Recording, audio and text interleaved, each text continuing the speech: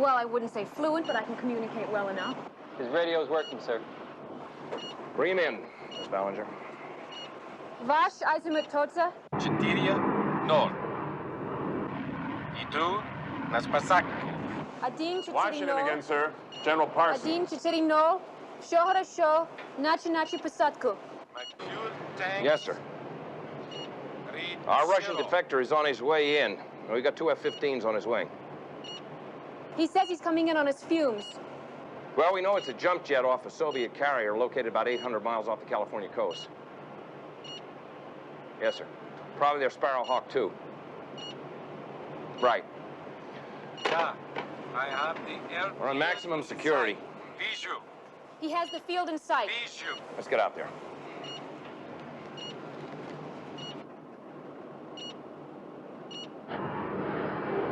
Course 140. Is there any particular reason why they guided him into Nevada? The entire West Coast was socked in with bad weather, so they diverted him here. When does the debriefing team come in? Tomorrow morning. They're going to pick that bird apart with a pair of tweezers. I can see why.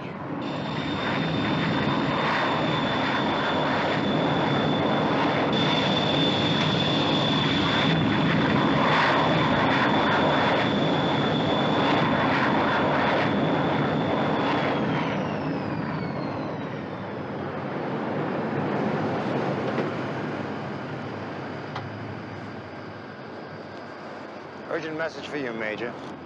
Colonel Mance. It's from Laszlo Szymanski. One of your sources? Yes, and usually reliable. He's waiting for me at the Golden Nugget in Vegas. This contact isn't what I think it is. So do I, Colonel.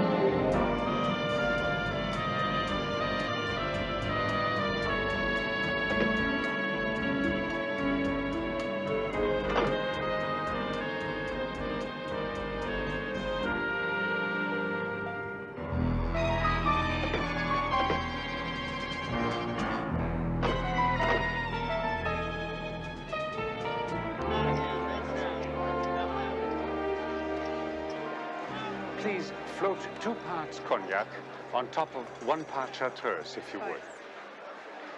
And my friend here will have... Hot tea with honey. The natural man returns. Still jogging, I assume?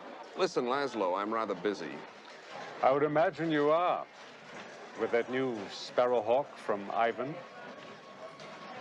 Where'd you get that? Other people monitored radio transmissions.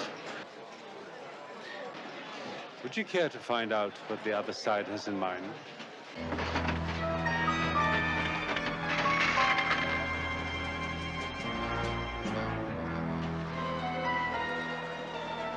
I'm listening.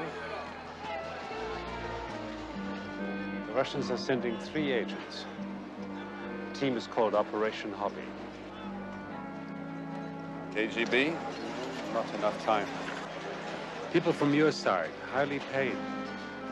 One of them used to work for the CIA. He has orders to put the pilot, Comrade Mikhail Yanovich, to permanent rest before he can be debriefed.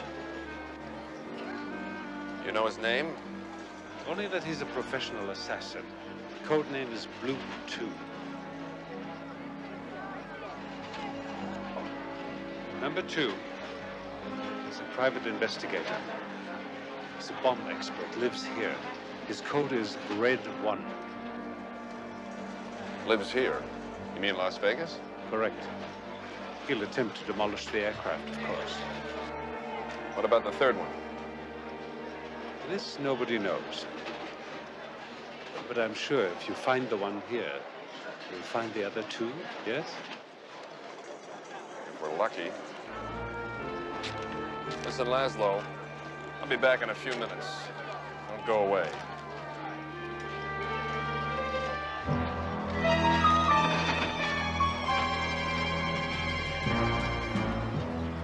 Hello, Laszlo. How's things going? Should I know you? The man you've been talking to, Laszlo, is not with the Air Force anymore. He's a counteragent of Operation Hobby. You're in bad company, Laszlo. But if you want to help us, you can keep the money the Major gave you. How often do you unveil an 8-year-old defeat Rothschild? Oh, about once every 8 years. Or about as often as I take out a court reporter with red, shiny nails. And what do you have against nail polish? Oh, nothing. I just didn't think you had that much time on your hands. I do my nails about as often as you button up all the buttons on your shirt. You'll just have to undo them again later. Later? Mm-hmm. Oh. Huh.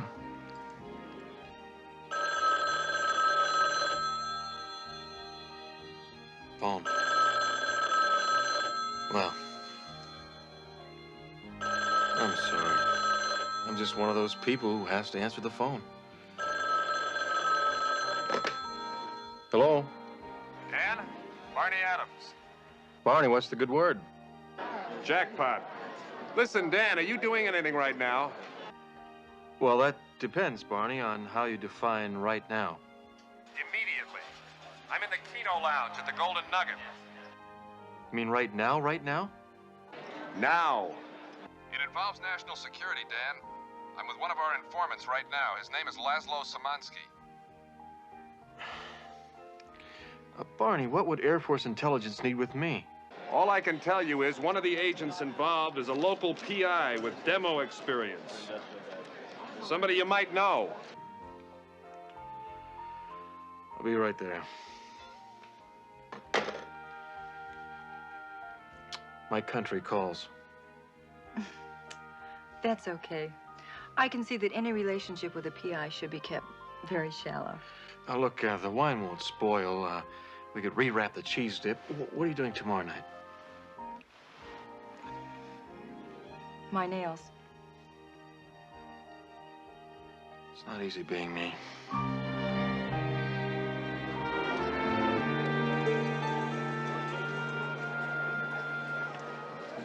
Miss, did you see where my friend went? That way, with another man.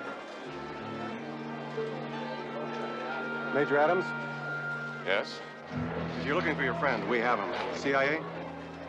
We'd also like to ask you a few questions. Would you come this way, please?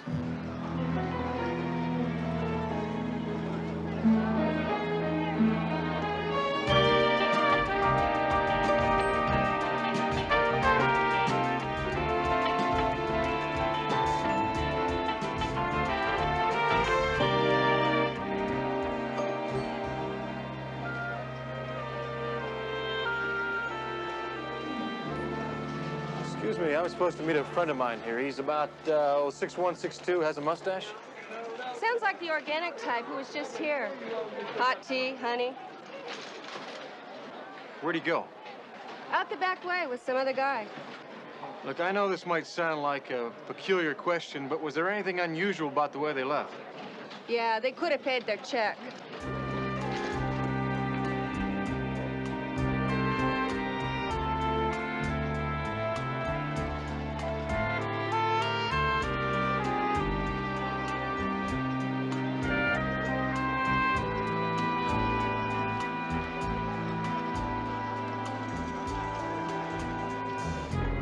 Laszlo. All in due time, Major, all in due time. Wait a minute. You say you're with the CIA? Prove it. What's the name of your case agent on this? Let's not be stupid, Adams. I believe this is your car. Now give me the keys. Now get in. You're inquiring about your friend Laszlo? By now he should be very, very dead. Now get in.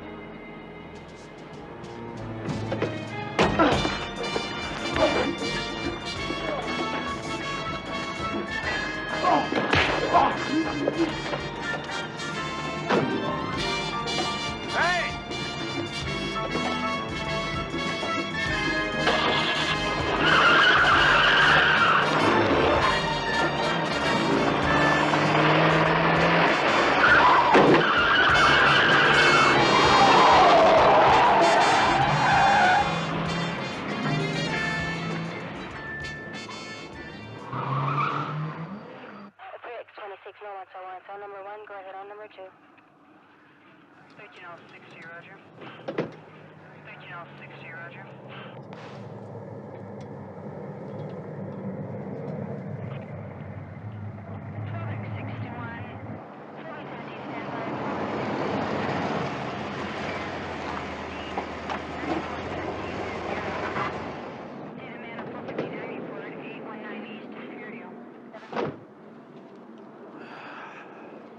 Morning, Dan. Hi.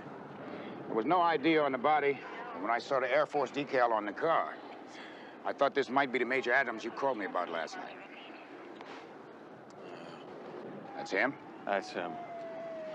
It's also the car that tried to run me down last night, only Barney wasn't driving it.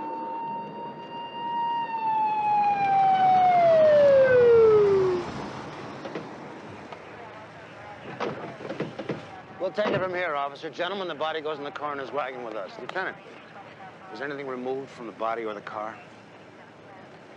It's over here, Captain.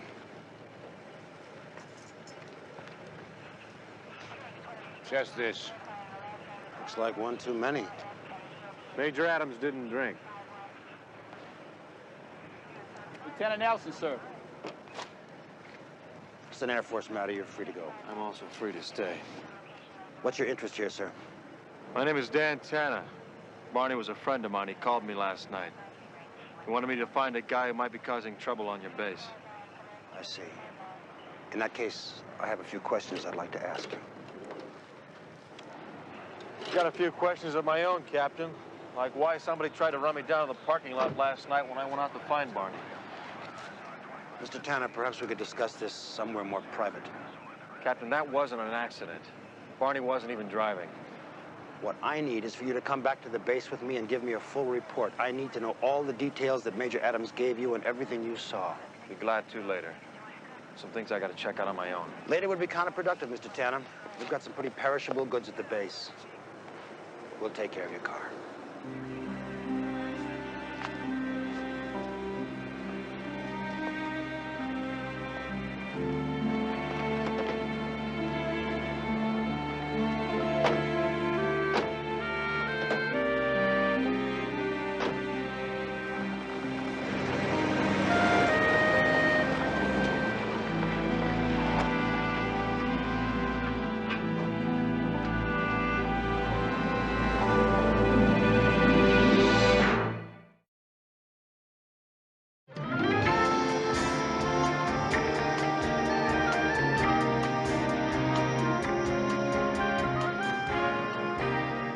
I apologize for the abrupt manner in which you were spirited out here, Mr. Tanna. The captain was simply trying to expedite matters. Under the circumstances, I'm sure that you'll understand. Just what are the circumstances, Colonel?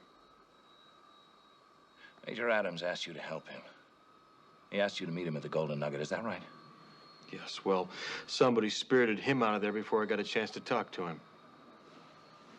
Somebody was taking notes, but I filled in the lines.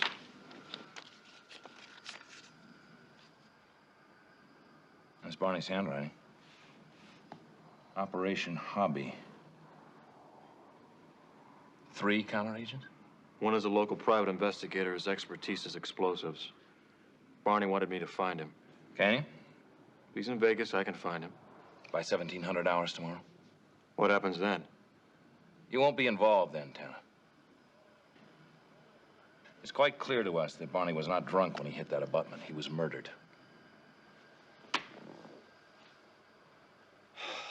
The less you know, the safer you are. You mean that guy's not going to try to run me over again? Who?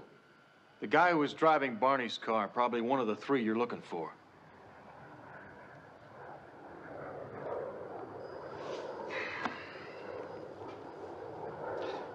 Mr. Tanna, are you prepared to help us? Colonel, it's been a long time since I've been out of the military. and I'm just a little rusty at taking orders. Tanna, this is a matter of national security. Now, Barney was your friend. He asked you to help us. Now, what we have here, and this is highly confidential, is a defecting Russian pilot and a highly sophisticated Soviet jet aircraft right here in the middle of Nevada. And we need your help. You got it, Colonel. Thank you. If the captain will give me a ride back to town, I'll see if I can locate that guy for you. Schmidt.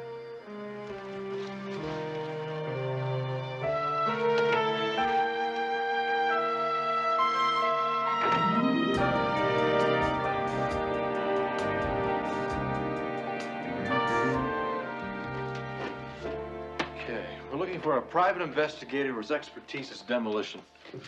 So anybody who's worked on a bomb squad? Anybody. Ex-cop, ex-Navy frogman, ex-Green Beret. He also has to live in Las Vegas. Well, what's this for? National security. Is this real national security or rampant paranoia? Well, it was real enough to kill Barney Adams. Here's a guy, an ex-ranger from the Korean War, Marcus Whitcomb. They're pretty good in plastic explosives. There's another possibility. Rico Maynard. Why don't you see if you can track him down? Only if you believe in reincarnation. He got killed a couple weeks ago in an accident.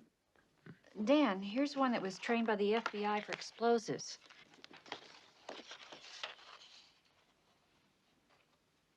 And here's another one that was trained by the Navy on underwater demolition. His name is, Jack Lucas.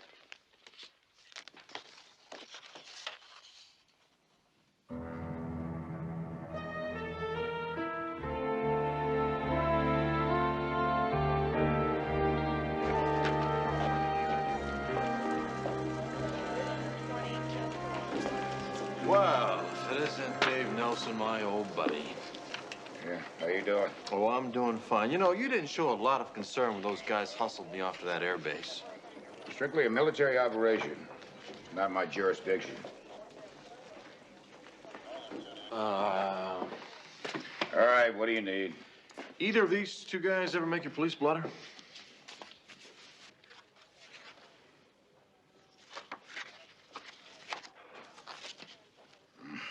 Jack Lucas.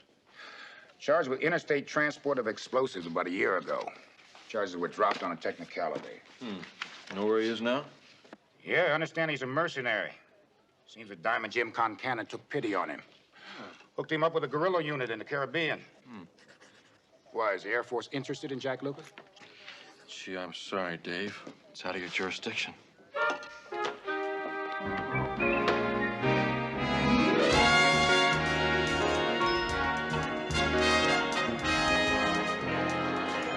Hey, Robbie, how you doing?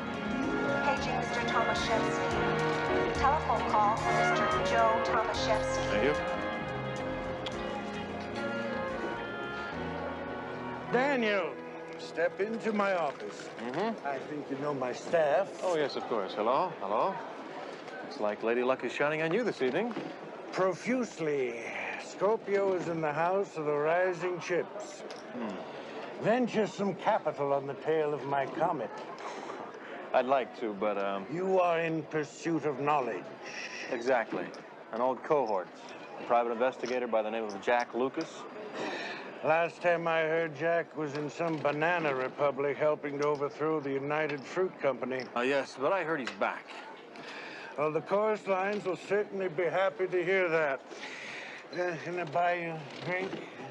Some nectar of the cow, perhaps? I just had a glass, my quota for the year. So you're saying that Mr. Lucas is quite the ladies' man? They called him Mr. Goodwage. Anyone in particular? Everybody in general. That's why God gave us both arms, to hold a woman in each. That's what he said. And I find his logic unarguable. Any chorus line in particular, then? It seems a pair of lovelies at the Desert Inn held some fascination for a while. Jim, if you ever need a favor, don't hesitate. I never hesitate. Hello? There's only one thing better than that, and that's it.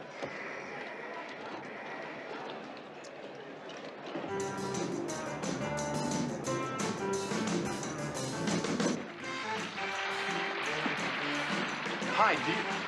Hello? Hi. Could I have a word with you? Is that all? Do one of you girls, maybe two, even know Jack Lucas? You're looking for me? Oh, are you a friend of Jack's? We see him occasionally. We? Blue and I. Oh, my name is Tanna. I'm Katie Hendricks. Oh, you're the guy I see around town in the red Firebird. T-Bird. I'm a private investigator. That's how I know Jack. But I don't know where he's staying these days. Well, he'll be here in a little bit, and you can ask him yourself. Here? Mm-hmm. Right here? Blue and I have a date with him this evening. Oh, would you care to join us? No, maybe another time. Hopefully. Excuse me, costume change. Back in a few.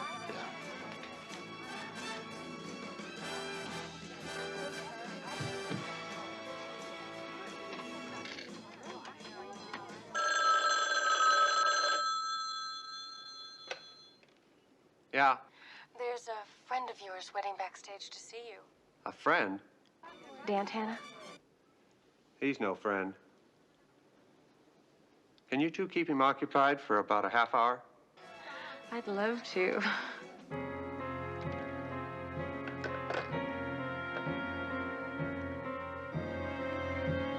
You know that guy you missed in the parking lot? Was a private investigator named Tanna. Tanna. Why is he talking to your girlfriend? He's nosy. But being nosy can be a very unhealthy thought.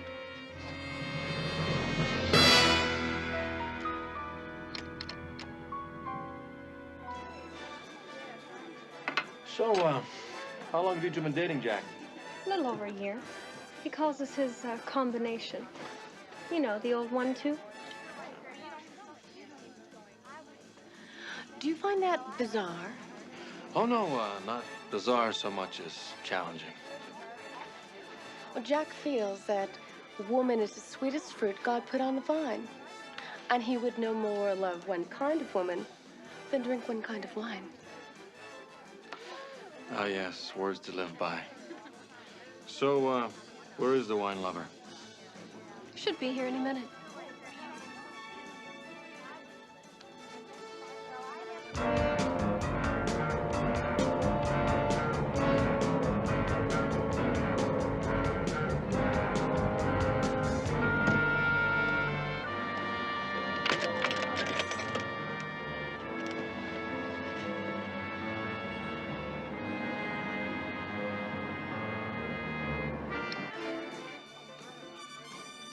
We go on again in a few minutes.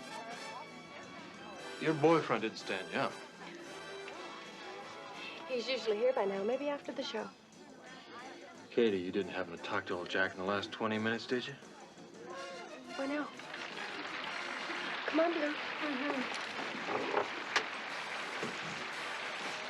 See you later.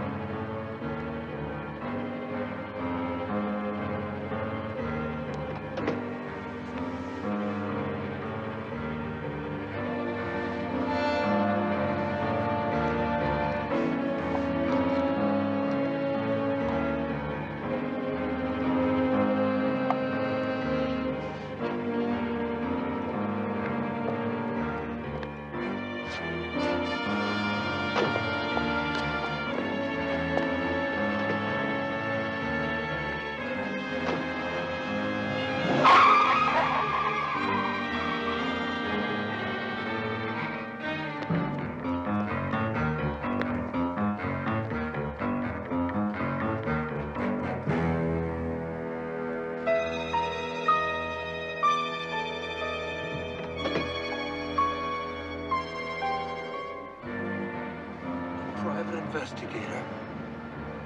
His expertise is demolition.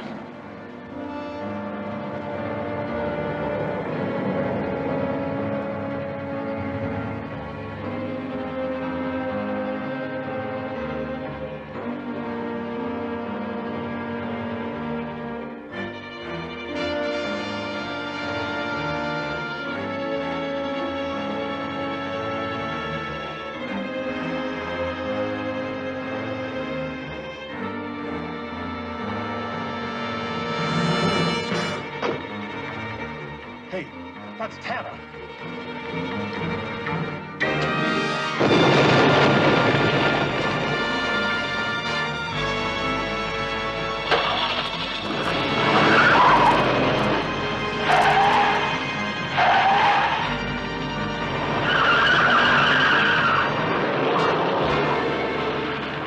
I hate being right all the time.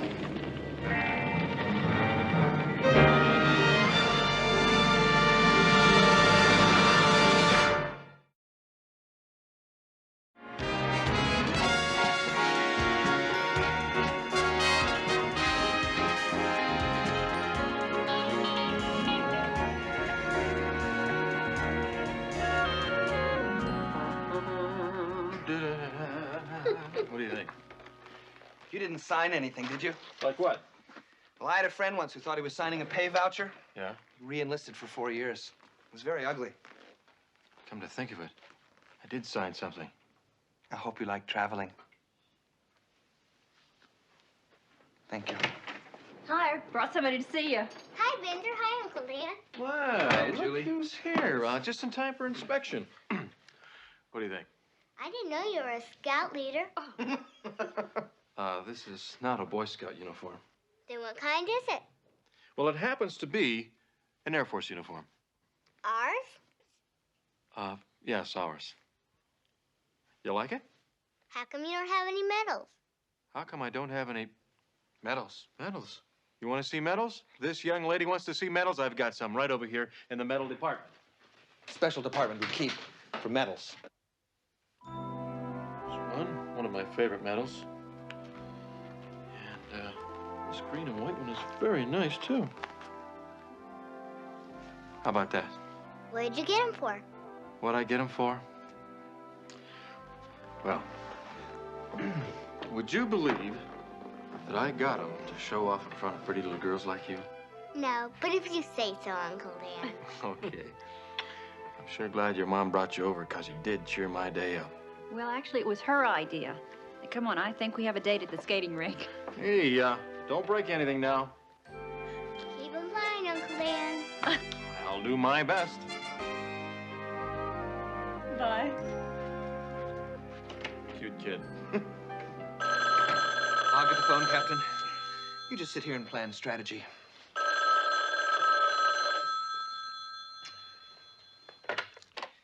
Tanna, investigations. Yes, sir. Oh, Captain. It's a Colonel Vance. This is going to get very old very quickly. See some hustle there, soldier. Listen, put the other grip in the 4-inch barrel on the Magnum phone, will you, please? Yes, sir. Are you set? Just about. Good. The debriefing team has arrived. I think if our friends are going to cause us any problems, it's going to be out here and today. In what capacity am I going to function out there, if I may ask? I'm going to introduce you as my assistant. Only my immediate staff will know who you really are. And how long do you think we'll be able to pull that off? As long as you keep your mouth shut and your eyes open. Don't forget, you're the only one who knows what 2 of these agents look like. May I assume that you're on your way? Yes, sir, but I have to stop and get another car. Mine's too well known around town. I'll advise the guards at the gate. Very good, sir. The home fire's burning. Yes, sir. Captain, remember, those of us who sit and wait also serve.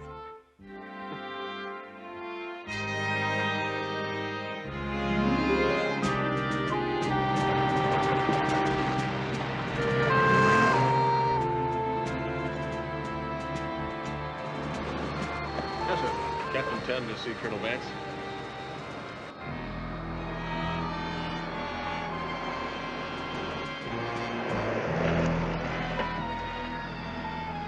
Very well, sir.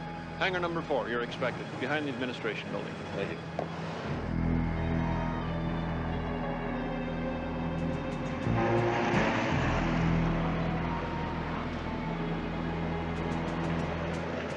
Yes, sir.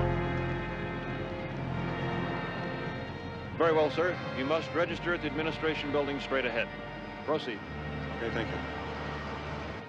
The new sensor system in the Sparrowhawk is able to distinguish the various American ground-to-air missiles Which of these missiles is it able to pick up? Which missiles? All of them.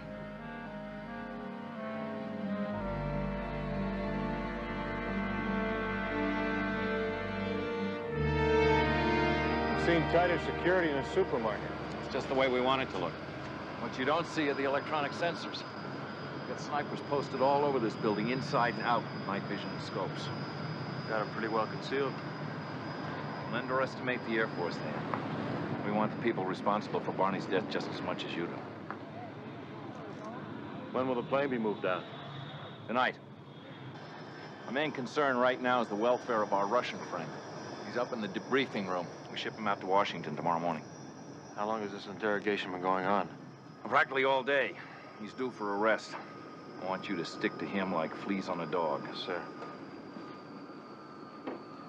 I see you haven't forgotten how to salute, Captain. It's not because I haven't tried.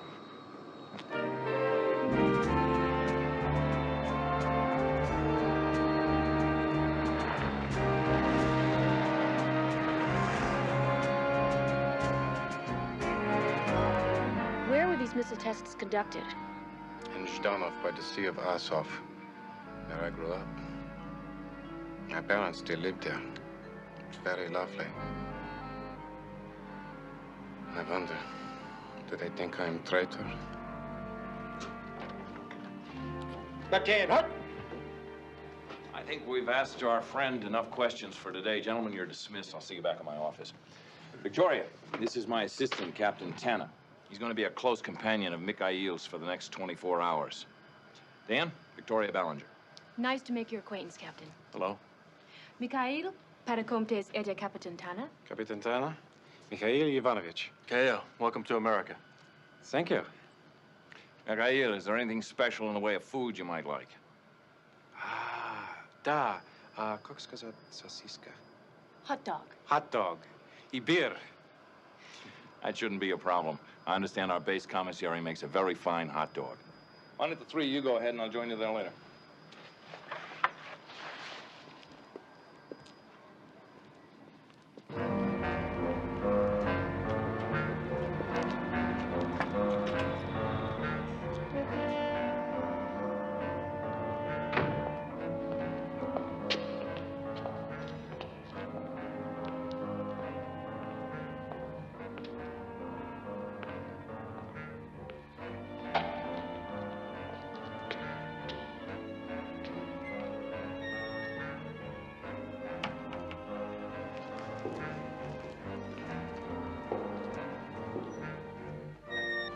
If you're interested, this is the commercial research area. Experiments are conducted here for the improvement of commercial aircraft. Commercial? Civilian work is done on Air Force Base? Military technology is applied to civilian aircraft. Ah, it's better.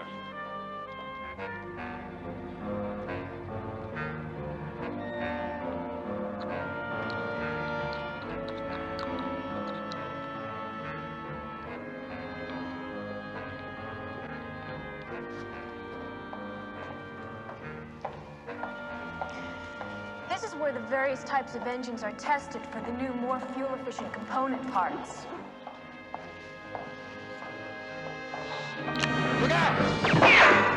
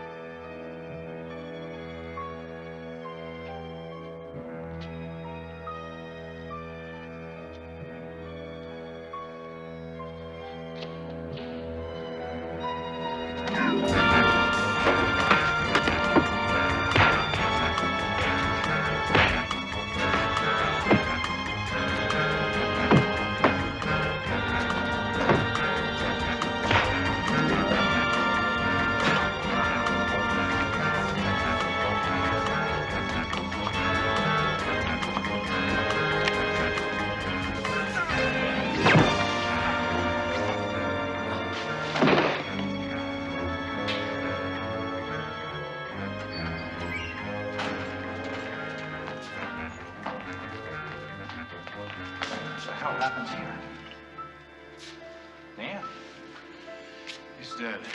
You know this man? No, I don't. It's a guy who tried to run me down. Get a hold of Captain Schmidt. I want base security tripled. I want a CID team down here right now. We are going to have to change our plans. What do you mean? There are still 2 unknown quantities out there. I'm going to have the Sparrowhawk moved over to auxiliary field number 7. Tell Mikhail he's going to have to fly his bird a few more miles.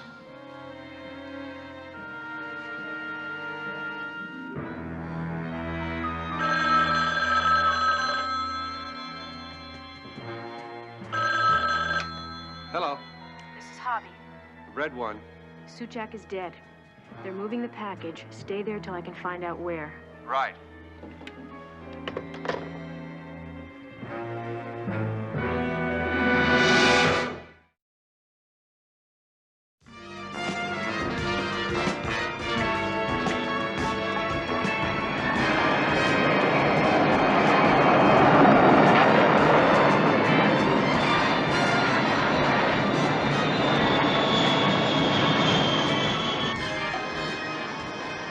Where is Captain Tanna? He's gone ahead to meet Mikhail when he arrives at the auxiliary field. Let's go.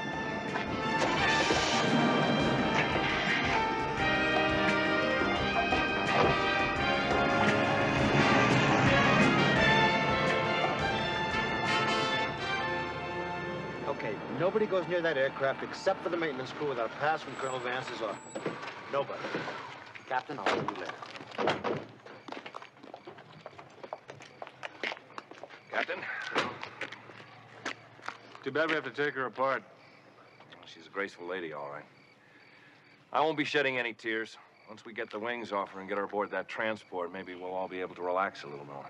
Except for Mikhail. Well, I haven't forgotten about Mikhail. In fact, Victoria, I want you to tell him that his quarters tonight will be between the captain's and mine.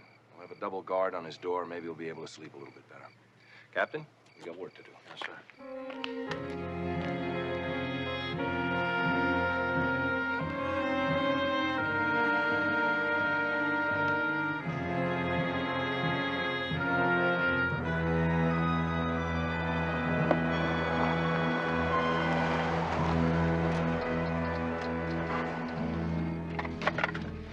Have to get cracking, my friend. We haven't much time left. All I need is a half a minute under that plane. Good.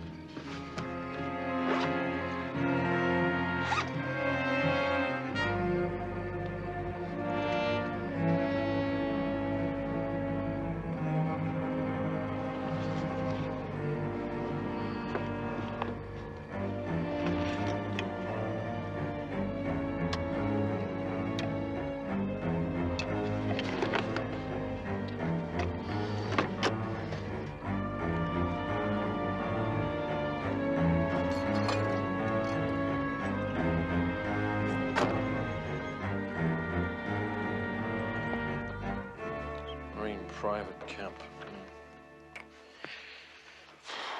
That seems incredible to me that someone from the debriefing team could be a Soviet agent. Well, someone had to pass on the information that we're moving Mikhail. Forgive the interruption, Colonel, but they're almost ready to start disassembling the wings. Mikhail and I will be out by the plane. We'll join you in a moment. It's almost over, Mikhail. Thank you, sir.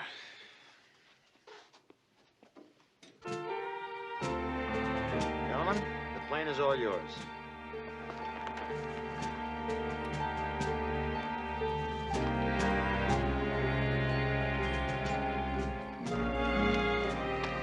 Do you have Victoria's file? Mm-hmm. Can I see it? Although I think we can safely rule her out.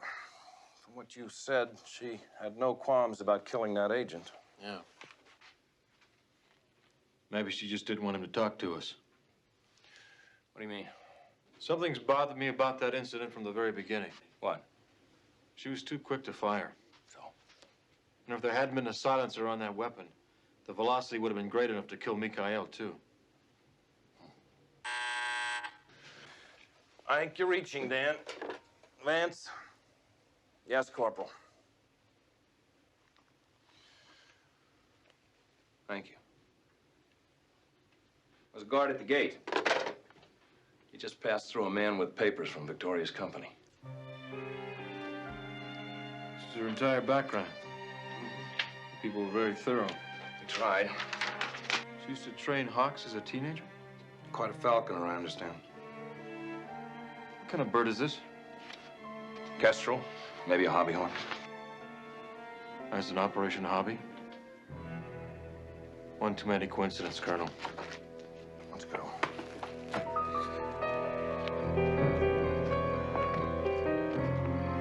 Mikhail, you go out there and help them with the dismantling of the plane. I just remembered something. I have to go back to Colonel Vance's office.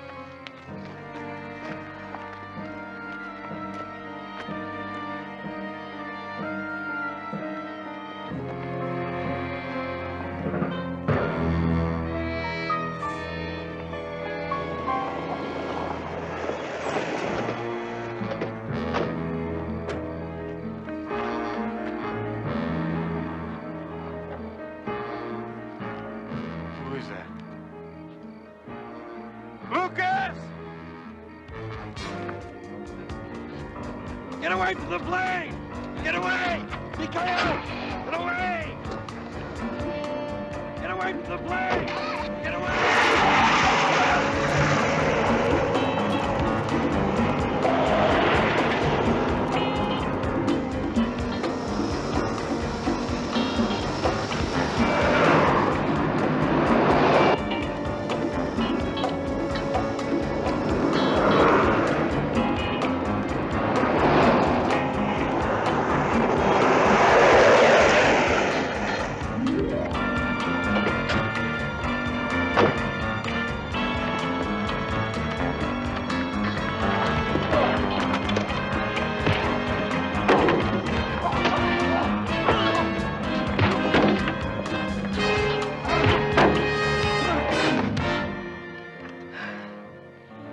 Lost the battle.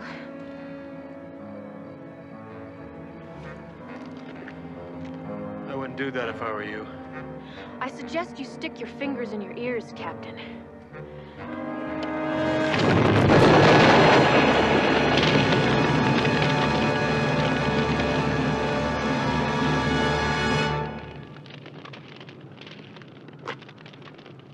Just guaranteed yourself a life sentence. Oh, I've probably let myself in for 6 months, maybe a year. Or however long it is for one of your agents to get captured and my side to work out a trade. It's what you call a swap, I believe. I don't think your side's gonna want you back when they find out you blew up the wrong plane. What do you mean? We eased security, allowed your man on the base so he'd expose himself. You saved the Air Force a lot of time and trouble by blowing up an old junker that was going to the boneyard anyway. The real Sparrow Hawk's in that hangar over there.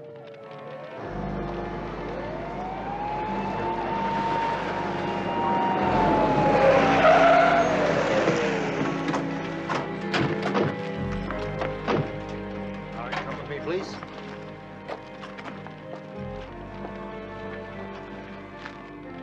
Did you ever think about re-enlisting, Dan? No. Carry on, Captain. Yes, sir.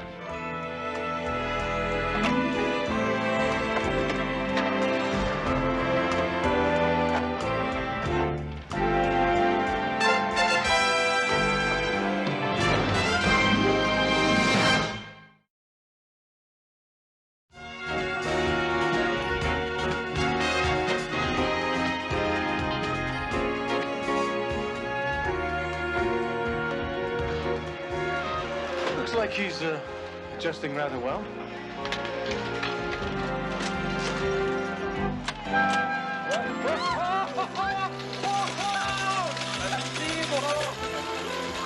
I can't do that.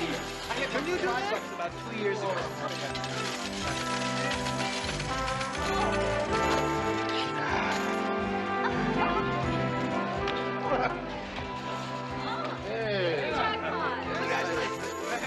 Now, true capitalist. Even more with 3-piece suit. Oh, a toast. A toast. Oh, Thanks. Did it cost a lot? yeah, it really did. I tell you what, you take that and put it in the bank and save it up, and one of these days you'll own your own hotel. Thanks, Mr. Newton. Do me a favor, Bear. Show him out, would you? Sure.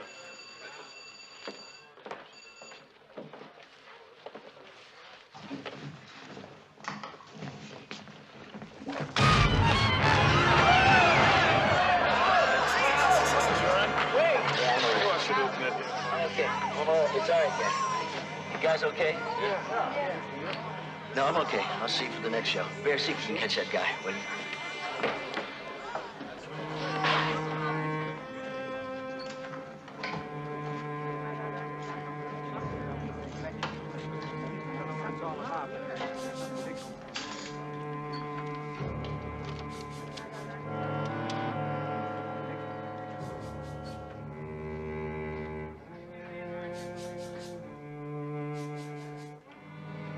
This is just a warning, imposter. Don't force me to kill you. Leave the country or die. Sign Wayne Newton.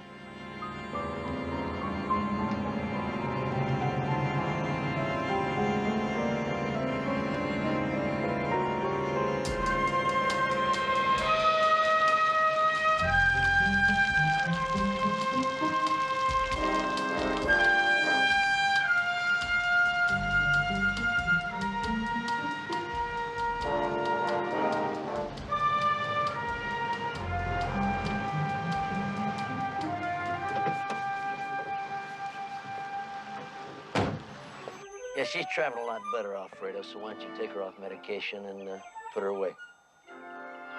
See you. Bye, kid. Hey, Danny.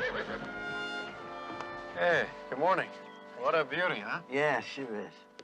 Come on over and sit down. Oh. How about some breakfast? No thanks. How about a man's last piece of toast? True friendship is measured by a man's last piece of toast. I see you're still teaching your Doberman how to fetch.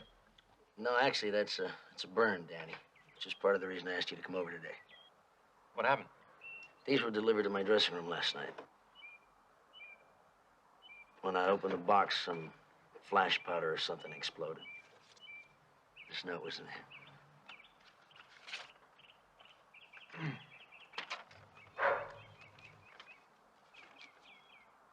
A warning. Sign Wade Newton? Kind of strange, huh? You ever get anything like this before? I had a note slipped under my dressing room door last week. It said pretty much the same thing. I didn't think much about it. In fact, I threw it away. But it was written by the same guy. How? Danny, this is gonna sound weird, but I can hardly tell the handwriting from my own. And it had an eagle feather enclosed exactly like the one I wear. I must know you pretty well. Where do you have those made? A place called the Jewelers. You have any idea who might be behind this? I get a lot of weird mail, but exploding roses is a first. Who delivered them? Messenger service. You know which one? Seen one, you seen them all. You're a big help. Why don't I take him down to Metro? Maybe the lab boys can come up with something. I'd appreciate it if you'd keep it quiet, Danny. I don't want a lot of people running around backstage wondering when the next surprise is going to be delivered. Okay, I'll ask him to keep it unofficial, all right? I'd appreciate that. By the way, how much do you charge? Oh, for a friend like you, $250 a day plus expenses. And if I wasn't your friend? It'd be $250 a day plus expenses. Danny. Yeah? I didn't take you to raise, I just wanted to hire you. You just did, pal. Hey.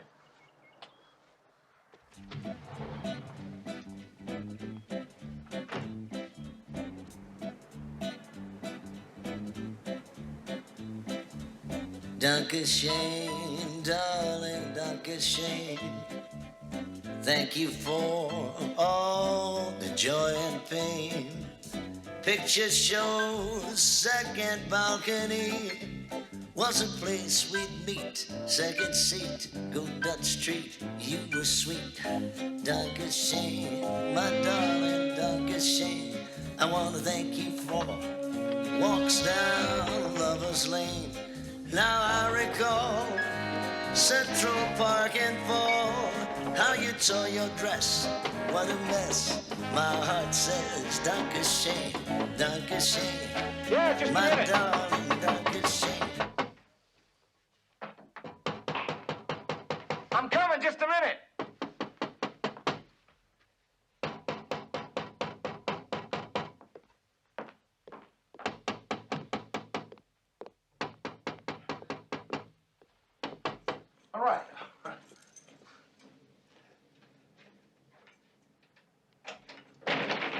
could have slept all this time. What's the use of me having a key if you're going to keep the door bolted from the inside? Sorry, Sam. I want to get a little rehearsal in without being disturbed. Was that you singing? Yeah. Hey, anybody ever tell you sound like Wayne Newton? Yeah, some people. Did you ever see me on TV? This place is me. This is the Benny Lang everybody knows and can live without. But someday I'll be somebody. Real soon. I don't see what you got to complain about as it is. At least you don't have to push a broom around all day for a living.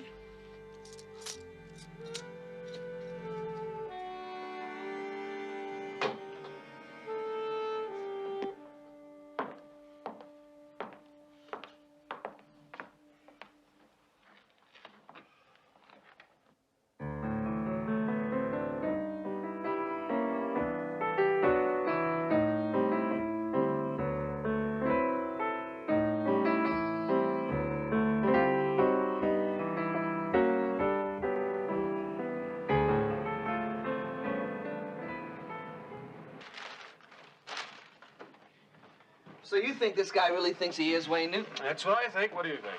Well, I think the guy's Looney Tunes. And I think what he thinks, so we have a lot of legwork to do. I'm the leg man. Okay, let's start by locating the florist. And who ordered 24 red roses delivered to Wayne Newton after last night's show, all right? Okay, I'm into flowers. I'll do it. I also want to have the messenger boy checked out, too. What is a messenger boy if not a leg man? I'll take care of that. And if this guy is as Looney Tunes as you two think, why don't you start checking out the mental institutions for patients heavy on music, hotel owners, or Wayne Newton who've been released recently? Dan, I don't like Looney Tunes. That's okay. Just do it anyway. I guess I could learn to like them. I'll get it.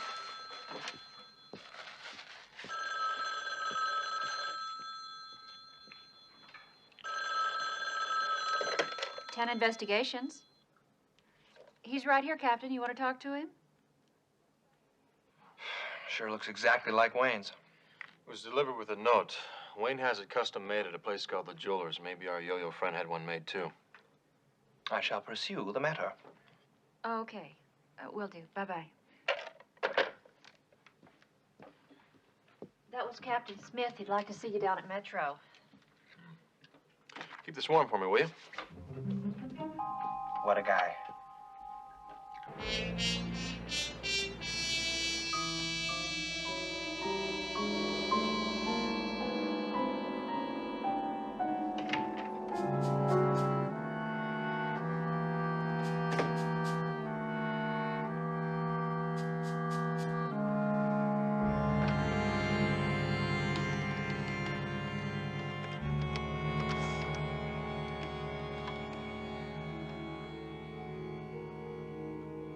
Hey, Aladdin, listen, I've got a reservation tonight for the Wayne Newton show.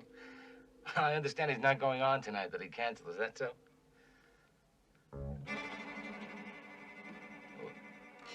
What do you mean he's going on tonight? Well, he can't go on tonight.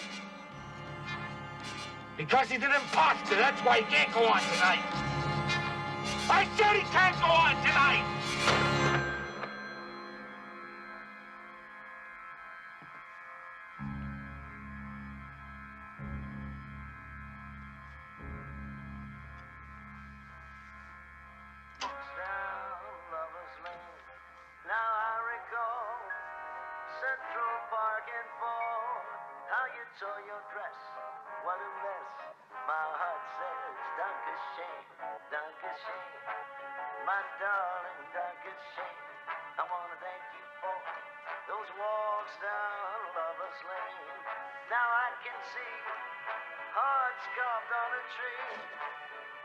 Intertwined for all time, yours and mine.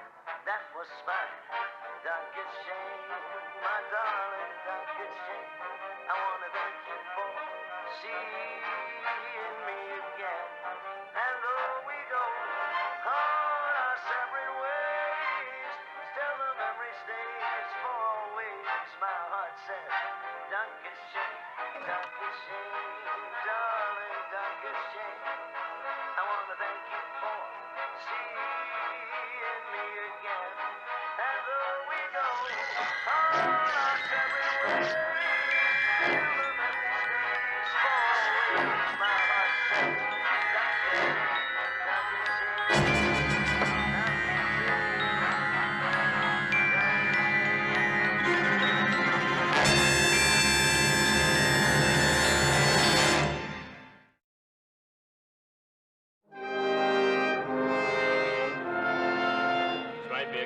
We didn't get anywhere with this note in the way of prints. What about the handwriting? That's a very clever imitation. Wouldn't want to let this guy get a hold of my checkbook. So what do we have here, Mike? We got a simple leaf spring that releases a normally closed switch, which completes the electrical circuit, sets off the igniter, which activates the gunpowder, and the whole thing went off like one of those old 1890 photo flashes. You don't have anything here you couldn't find in a hardware store. I don't suppose it would take a genius to put it together. Yeah, it's child's play. Big fat zero. Well, our lab technicians are craftsmen, Tanna, not magicians. Thank you. No problem. See you, Mike. Okay.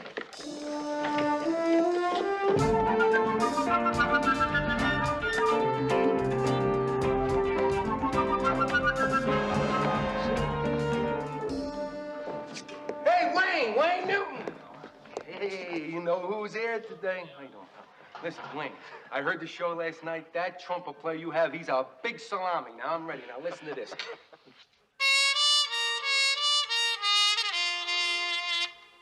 Al, it's wonderful.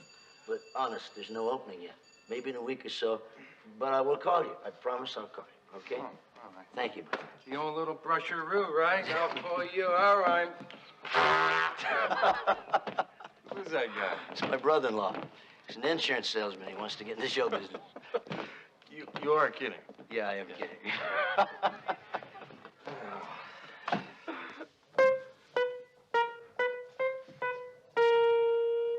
There's a piano player position open if you're interested. I don't think so, no.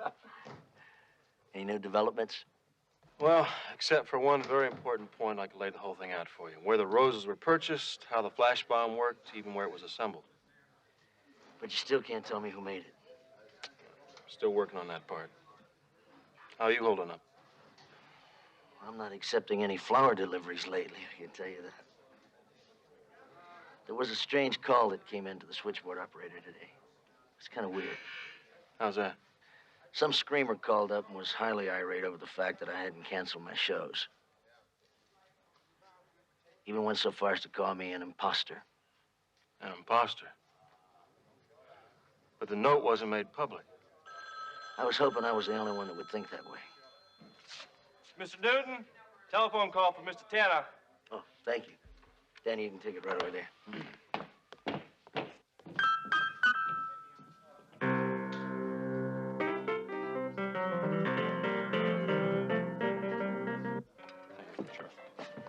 Hello? Dan, listen, don't get too excited. But the kid who delivered the roses to Wayne is standing right here beside me. Where is he standing right there beside you? He's right here. Oh, the Mercury Messenger Service. Be there in 10 minutes.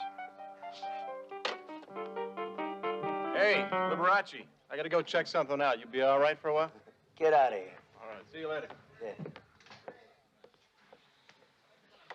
What's it like being a private detective? I bet it's dangerous. Oh, well, there's some danger involved, you know, but danger is my business. Gee, I'll never forget the case of the Seven Sisters. Boy, that was a dirty mess. I was awakened one morning to the sound of a piercing scream, the rattle of machine gun fire. Well, right away, I knew something was wrong.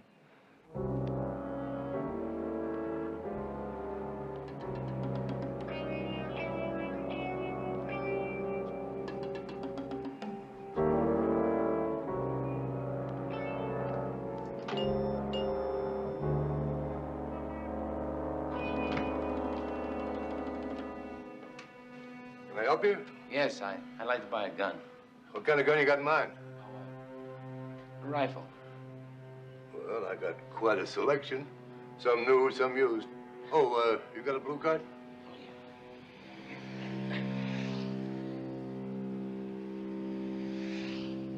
Yeah.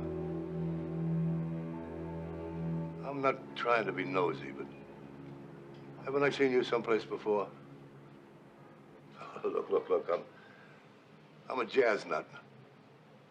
Didn't you used to play in one of the places here in town? You know, there's not a lot of people remember that. I used to be with the Harmony Boys trio. I spent nearly 4 years with them. Harmony Boys, sure. The old Silver Slipper, that's where I caught you. Yeah, that's right. We used to sing with the group. That's right. You were good, too. Thank you. How about that one there?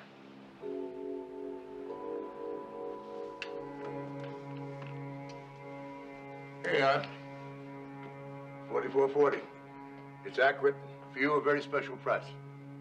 $100. All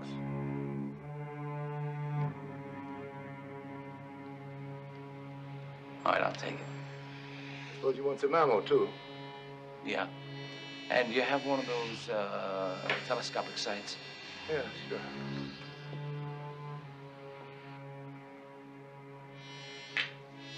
Throw this in for $30.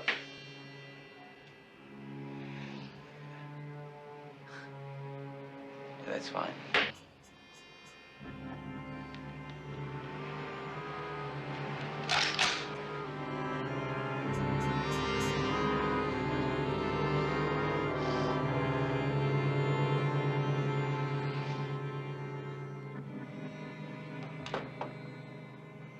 Anyway, the guy who ordered the roses asked me if I could stop by his motel on the way. Why? Well, he said he wanted to send Mr. Newton a personal note with him. Okay, what happened when you got there? Well, he gave me a $5 tip, told me to leave the flowers and come back in a half hour. So I did. Well, did you see what he looked like? It was real creepy. I mean, there wasn't any lights on in his room. He was just standing there in the dark. Thanks very much. Hey, did you work on the case of the Seven Sisters, too? The what? I mean, with your partner, Mr. Binzer here. Partner? Hey, we got a lot to do today. We really ought to get going. Thank you very much. You've been a big help. I mean it. Come on, let's Partner, huh? He's very modest. The case of the Seven Sisters, huh? Well, as I think about it now, I guess there were actually two. My partner. Well, in a very loose sense of the word. How loose? Did you buy junior partner? The only thing I'm buying right now is a line on this creep we're looking for, all right? I'm gonna get it for you. Good. Take care, partner.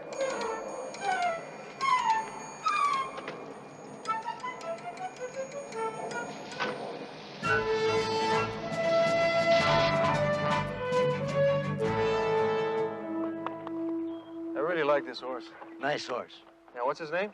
Roy. Roy. As in Rogers. Royce is in Rolls. Figures. Hey, you ever thought about selling him? Well, I'd consider it. How much? Well, I paid $6.85 for him. Wait, come on, we're friends. Who'll make me an offer? I'll give you $650. Okay, $650,000. $650,000? Yep. Dollars? Dollars.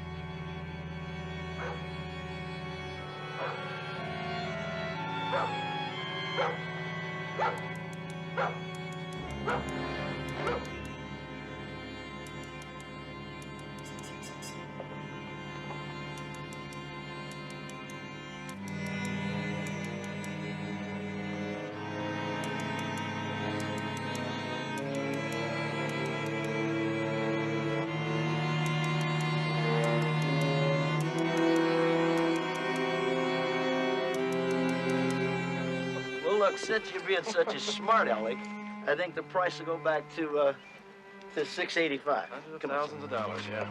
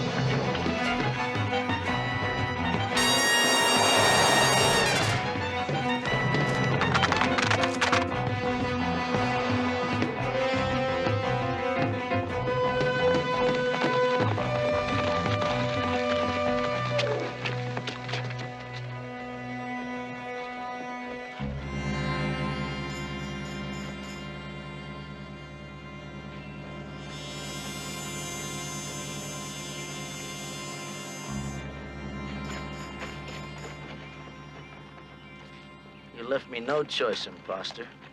I had to kill you. Sign Wayne Newton.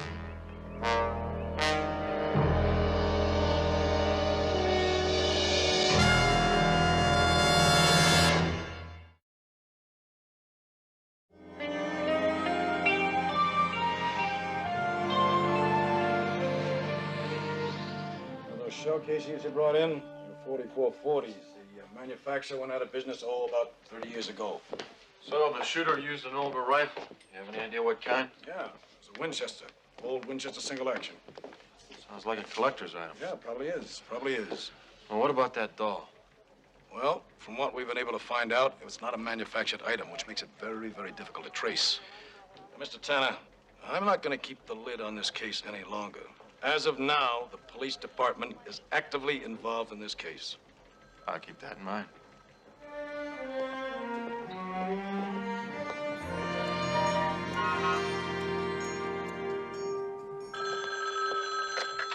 Tanna Investigations. Hi, B, it's me. Listen, I want you to run something down for me first thing in the morning. Okay. Check all the gun shops in town, see if anybody has sold an old Winchester 4440 in the last few days. Now, you better check the pawn shops, too.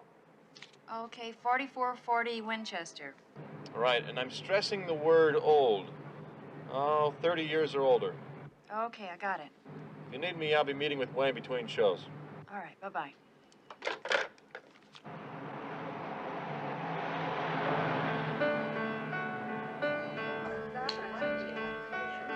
And now the end is near, and so I face the final curtain.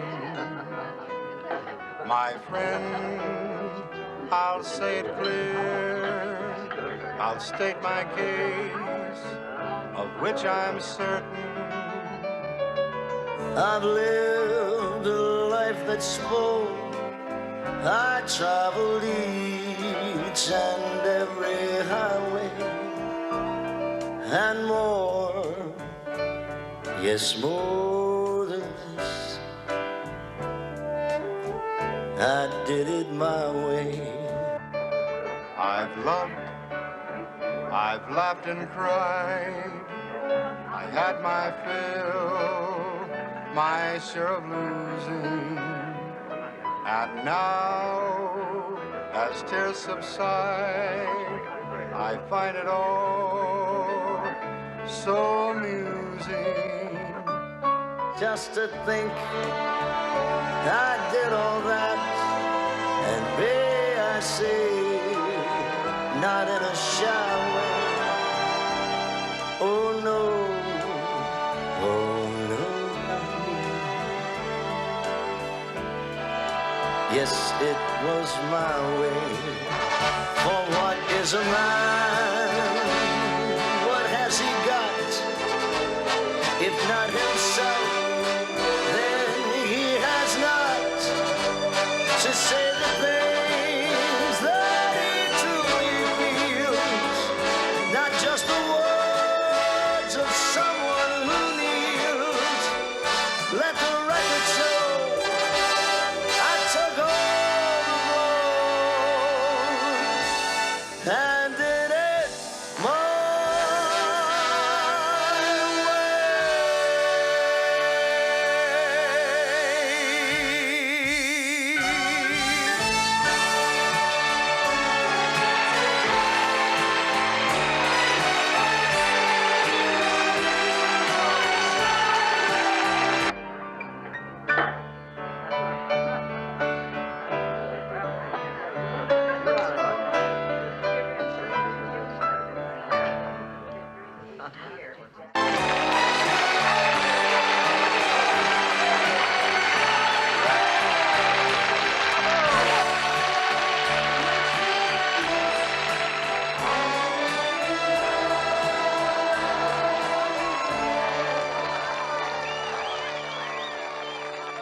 Get my top coat, will you?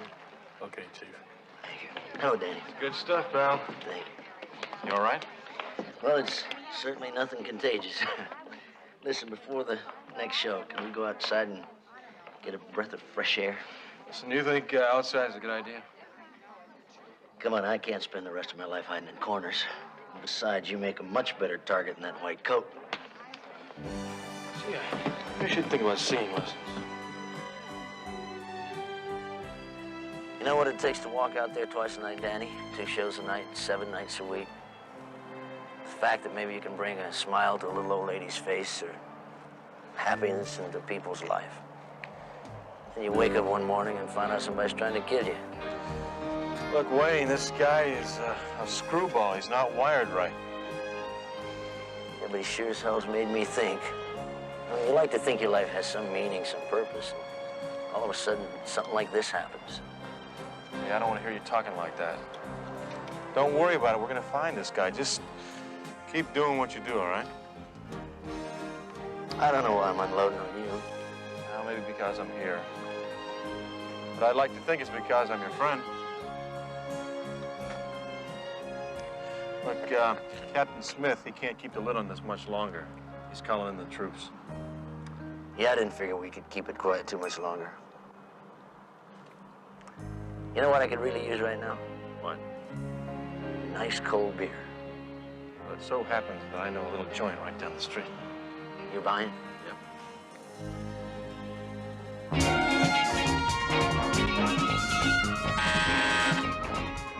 Tanna. Dan, I may have something for you. Where are you?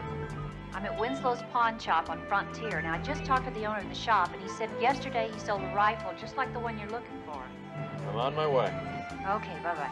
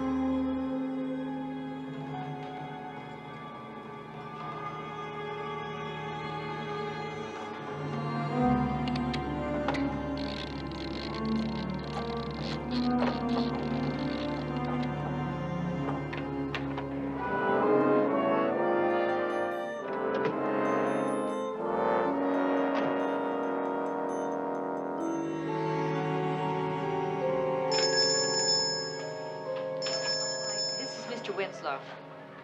How you do? I hear you're interested in an old rifle I sold yesterday, a 44-40 Winchester. Mr. Winslow, can you describe the guy who bought the gun? Well, I could try. Let's see, he was about 6 feet tall, sandy hair. He was wearing a tweed jacket, a blue shirt. Oh, yeah, he had some scars on his neck. Oh, one thing more, he had a little feather in his lapel. Anything else you remember about him? He did say something about working with the Harmony Boys right here in town. Oh, they broke up a few years back. Okay. I want you to find out where the Harmony Boys are and what they're doing now, right? Okay.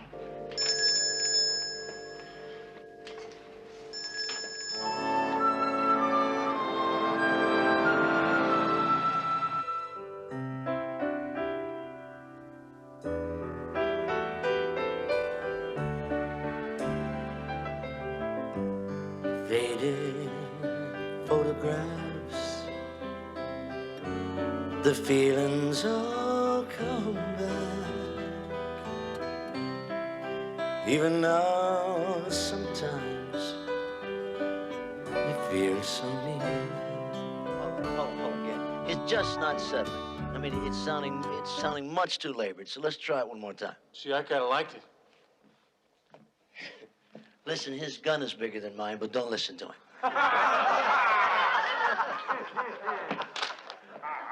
Just take it one more time from the top, okay?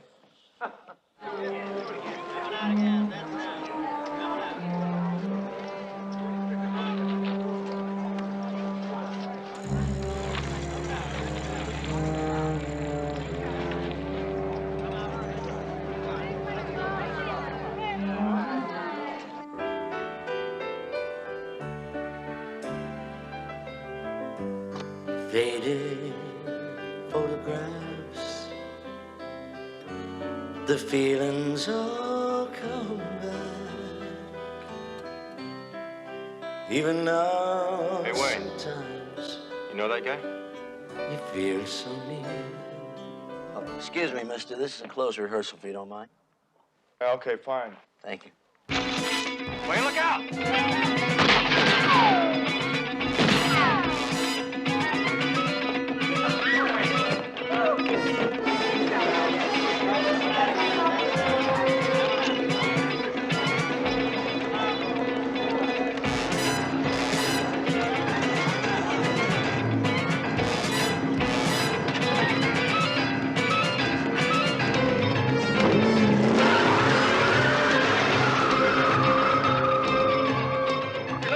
For you, sir.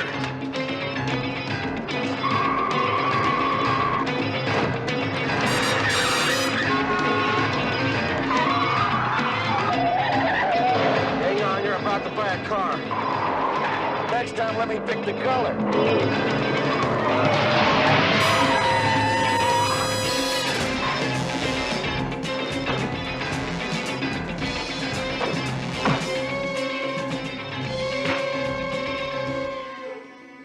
What do you need me for? Somebody had to drive the car.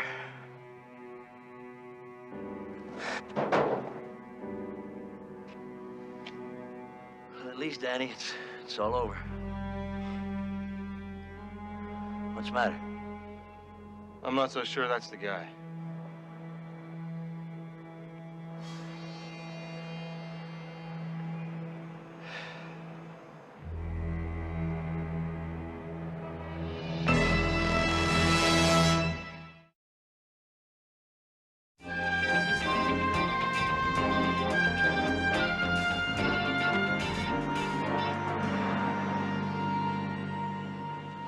How'd you come up with that, Captain? It's bad news all around, Tanner. You know that guy you creamed in the car? Yeah. That's Elvin Mensky. We can make the charges stick on that one, but not on the first two. That's what I figured. An attention getter, a copycat, right? Yeah, it's one of Mensky's better performances. So you've seen him in action before, then? Oh, yes. Oh, yes. He's been charged with copycat offenses twice. He drew time on the last one. But I just found out he came back into town last night, which makes it impossible for him to be anywhere near Wayne Newton the first two times. Modus operandi wasn't right anyway.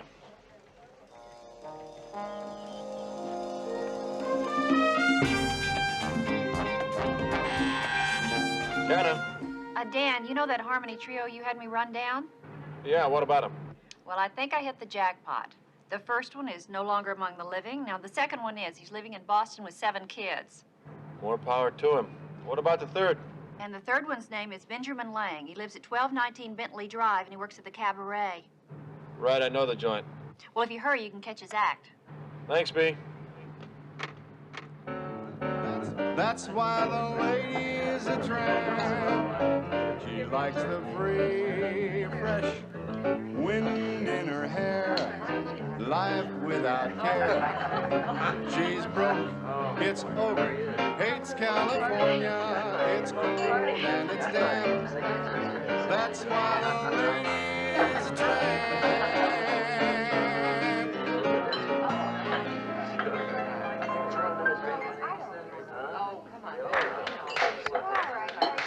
Thank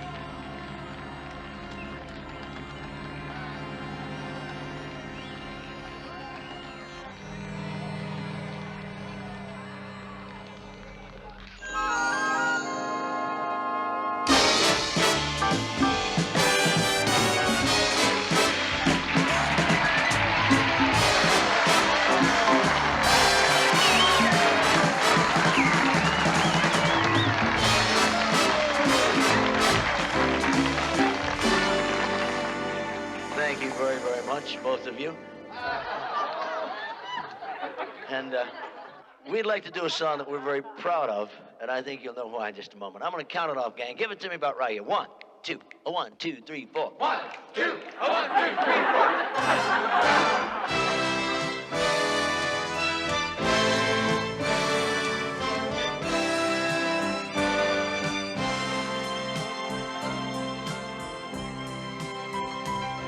The love between the two of us was dying, and it got so bad I knew I had to leave. Halfway down that highway, when I turned around, I saw my little daughter running after me.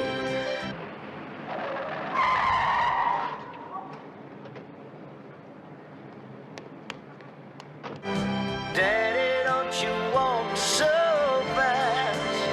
Daddy, slow down some, 'cause you're making me run. Daddy, don't you walk so fast. If only for the sake of my sweet daughter, I just had to turn back home right there and then. Try and start a new life with the mother of my child. I couldn't bear to hear those words again. She cried and said, Daddy, don't you walk so fast. My darling cried, don't you walk so fast. Daddy, slow down some. Please, Daddy, you're making me run. Daddy, don't you walk so fast. Daddy, slow down some, 'cause you're making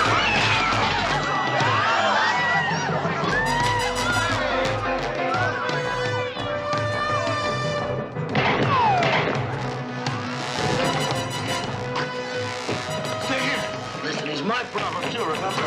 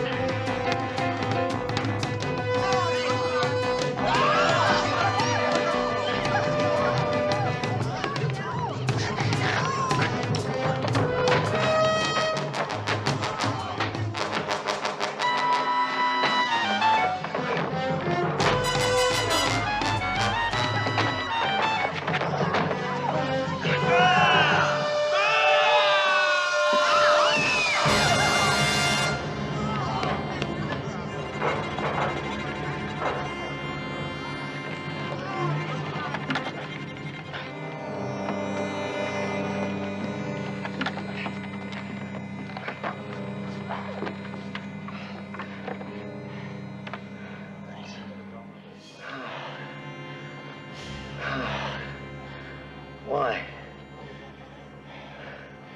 I don't know. Maybe he needed to be something he could never be.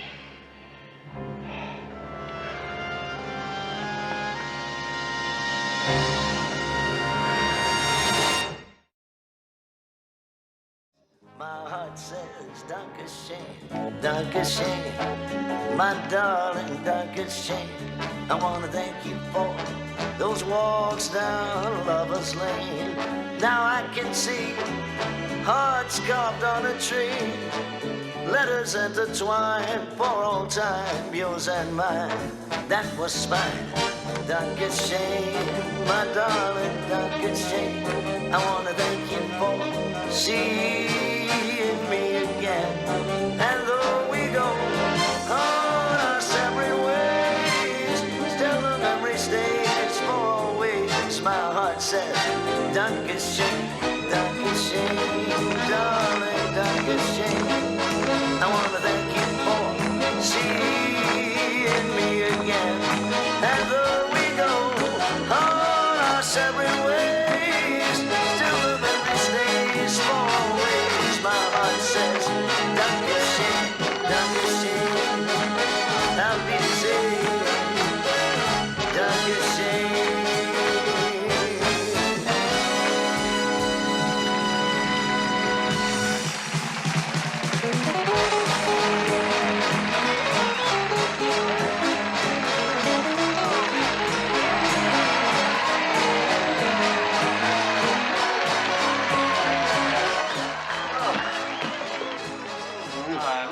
song. Thank you, my man. It's popular when I was in the 8th grade, you know. You dirty rat. You know, I'd be kind of sorry to see this all end. You really had a good time, haven't you? Oh, I had a great time. Followed you around for 4 days, got shot at twice.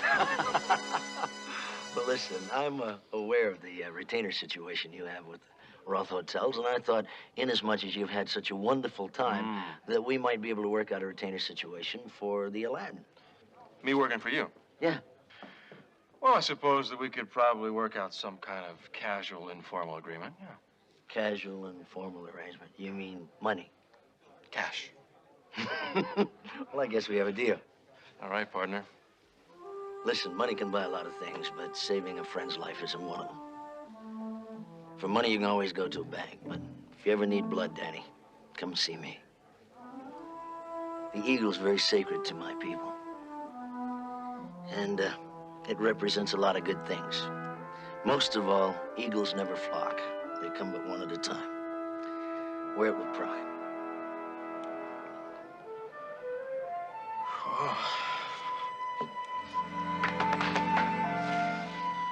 I don't know what to say.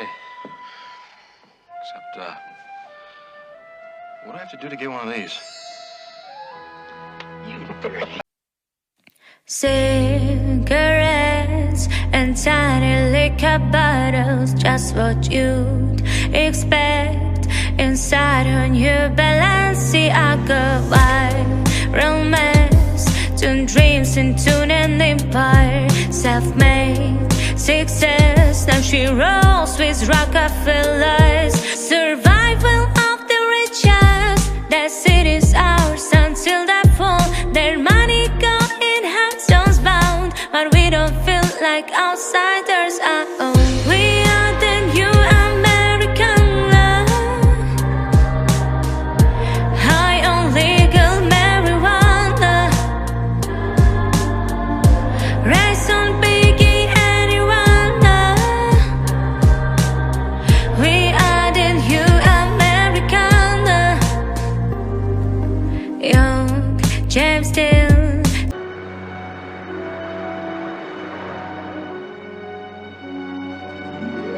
Follow that car. Yes, sir. Slowly. This is not a French connection. No spectacle. Serves no purpose. Ah.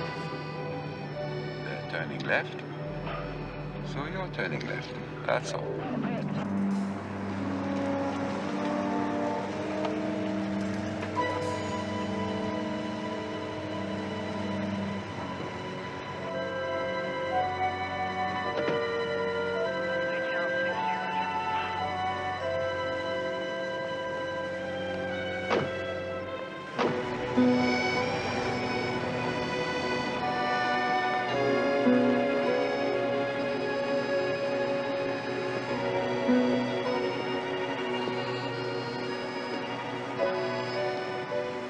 How much? Oh, $6.50. Here's a 5, 6, and 50 cents. Thanks. And here is a $2 tip for enthusiasm. No, sir. What you taught me is much more valuable. Yeah? And what's that? Control under pressure. Then you deserve the tip even more. That's all, my boy.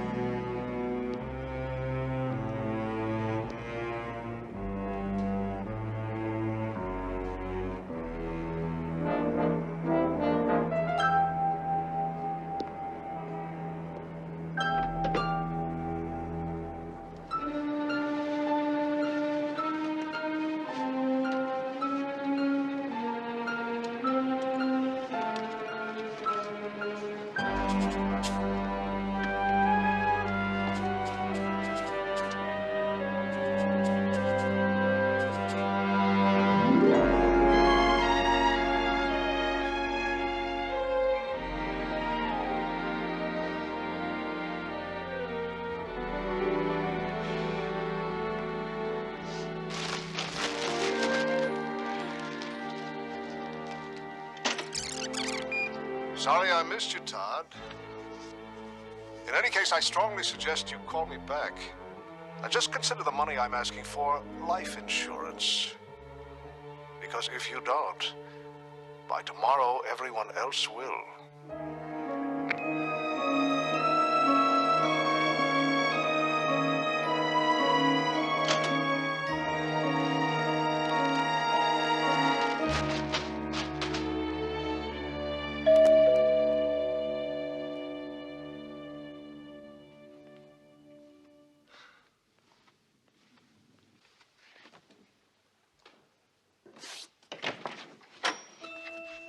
Monique.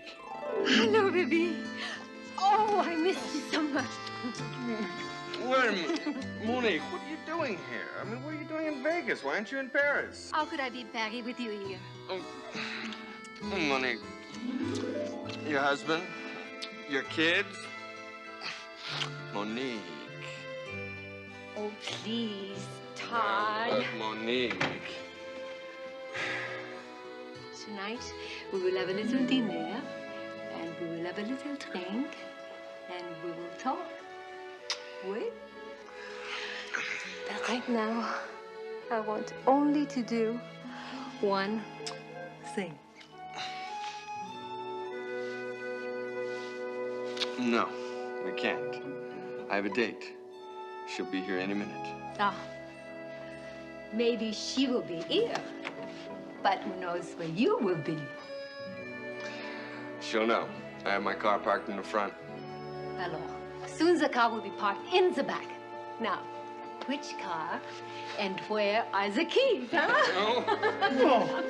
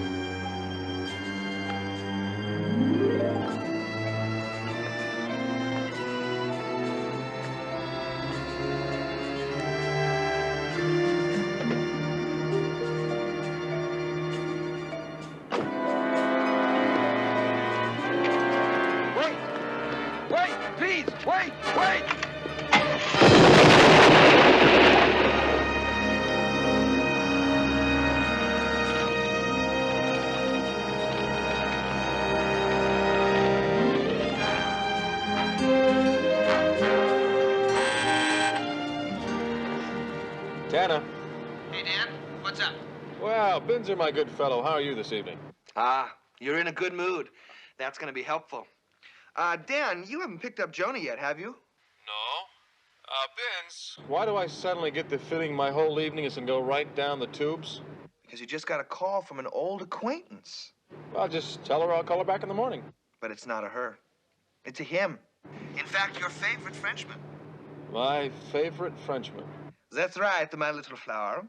Famous French police inspector, convicted grand theft, sentenced 3 to 5 years in prison, but now, apparently, on parole. Nicholas Rambeau. Soup du jour. Binz, the last time he was in Vegas, he stole over $500,000. Now, why would a phone call from him spoil my evening? Because for 10 years prior to that, he was to you what Zeus was to the Greeks. Besides, the call came from Sunrise Hospital. Rambeau is in emergency. Okay. I'm on my way. Bonsoir.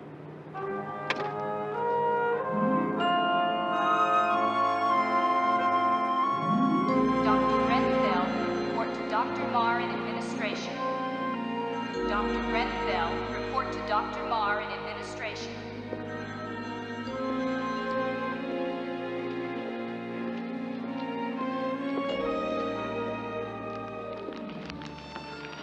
Neither the man's identity nor the fact that he was planting a bomb in the car was known to me at the time. So I simply had an idea. Instinct. Do you know what instinct is? I was acting upon instinct, that's all. Sharpened by 33 years of the French Sûreté.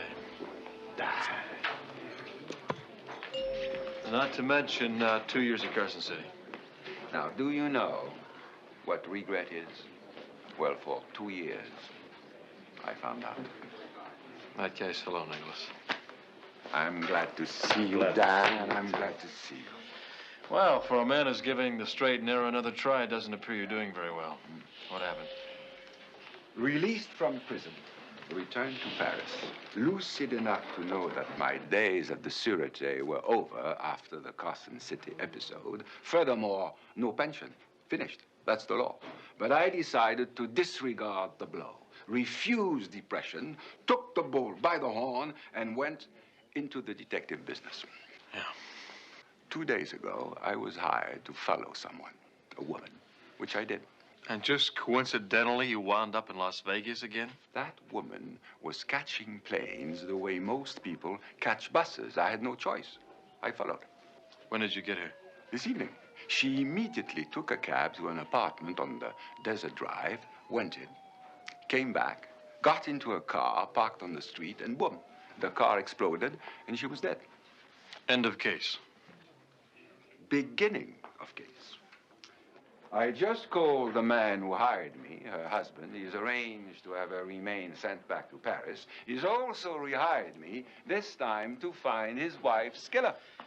Nicholas, number one, the police here are capable of doing that. And number two, despite the time you've spent in our fair state, you still don't know Las Vegas. And number three, you're in no condition to find anybody. This is why I, in turn, am hiring you. No. Thanks, but no thanks. Then I shall have no recourse but to go after the killer by myself, and I shall miss you enormously. Sophomore psychology works on me every time. Okay, I'm hired. Good. Oh, one more thing. It seems that I suffered a concussion in that explosion. They say I have to spend the night here. Probably just for observation to make sure you're all right. Yes, but you see, I arrived without clothing, without the slippers, no toothbrush, and hospitals are very expensive. Starting to get the picture. You want to stay with me? But your friend, Mr. Binzer, told me that you would be delighted. Is that true, Dan? I wouldn't want to embarrass you. Oh, no embarrassment. I'd be delighted to have you as my house guest. Just remind me to do one thing when we get back. What? To have a little talk with Mr. Binzer. Good. Let's go.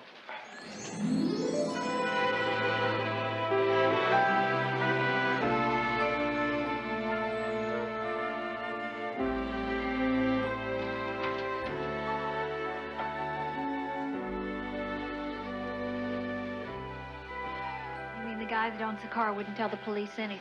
Todd Peterson, he said he had no idea why anybody would want to plant the bomb. Well, what about the lady? Said he didn't know her. As far as he was concerned, she was a car thief. Oh, sure, a lady comes all the way from Paris just to steal a car. Yeah, look, when Rambeau wakes up, tell him Nelson wants him down in Metro, all right?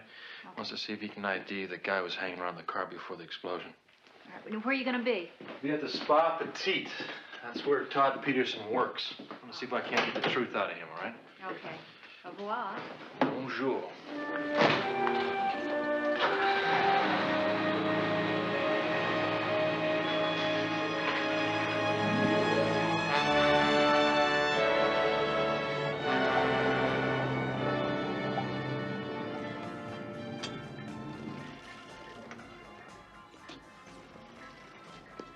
Hi there.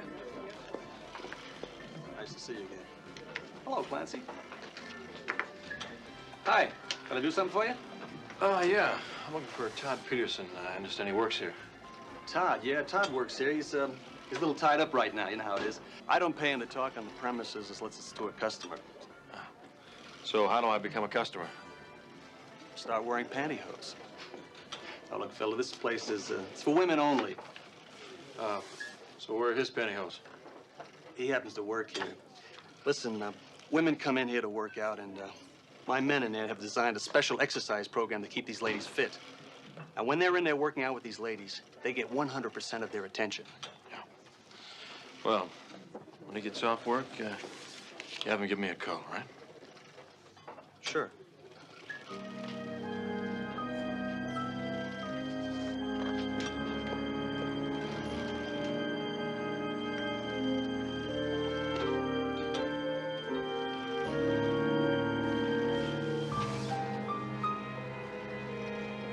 Private investigator. You think it was about last night? I know it was about last night. Billy, By all rights, I should be dead. Things are complicated enough. I don't need a private investigator nosing around.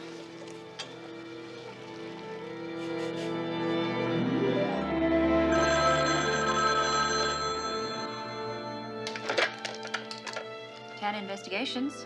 It's me. Dan, how'd you make out? I struck out. The Spa Petite caters exclusively to women. I didn't bring my pantyhose. You couldn't question the man who owned that car? No, I couldn't. Good morning, Inspector. However, Mr. Benzer. Yeah, right here. I want you to meet me at 824 Desert Drive. Let's see what Todd Peterson's neighbors have to say about what happened last night, all right? I'm on my way. I'll see you guys later. And, Inspector, when you feel up to it, Lieutenant Nelson would like to see you downtown. Beatrice told me I shall be dressed and ready to leave the moment you get back. Very good. I'll see you then. Would you care for some tea or something? No, thank you.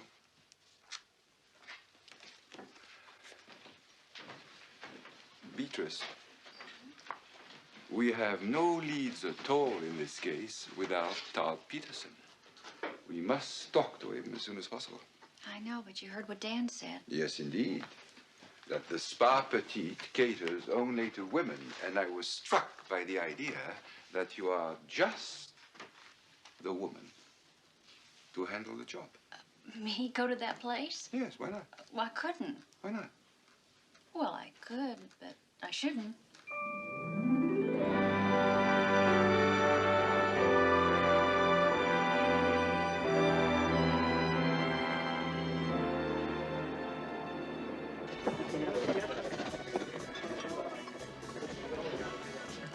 All set? Yeah.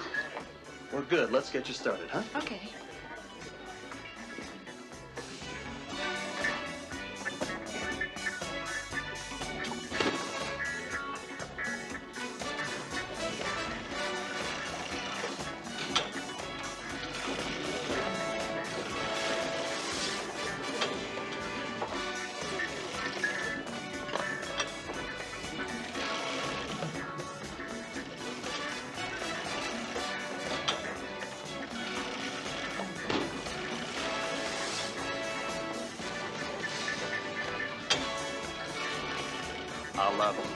I'll place you in the expert hands of one of these gentlemen. Well, the person that told me about this place said to ask for a Todd Peterson. Oh, sure. Use those muscles. There you go. Todd, come on over here, please. I'd like you to say hello to Barbara Lewis. Hi. Hi, how are you? A friend of Barbara's highly recommended you. So why don't you show her around, then get her into a program, huh? Certainly. Barbara, step this way. Okay.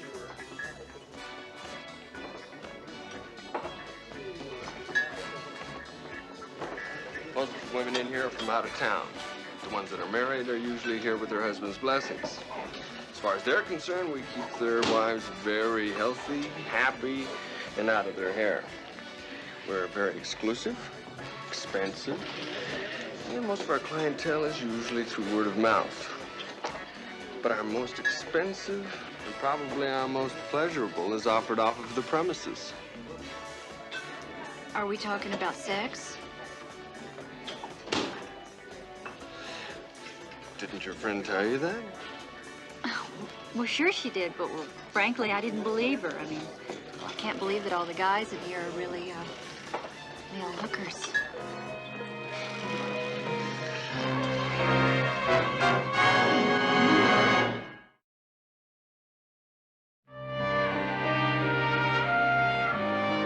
Are you sure we're talking about the same place? The Spa Petite. From what B said, it's nothing more than a hangout for high-priced male hookers. All right. What was B doing there? Believe me, I've asked her the same thing myself. Are you trying to tell me something? On the books, it's strictly legitimate, tax-paying exercise club for women. Except where the ladies exercise most is their choice of a playmate. It's a clever operation. Which is why, Inspector, we can't touch it until and unless somebody files a complaint. Gentlemen?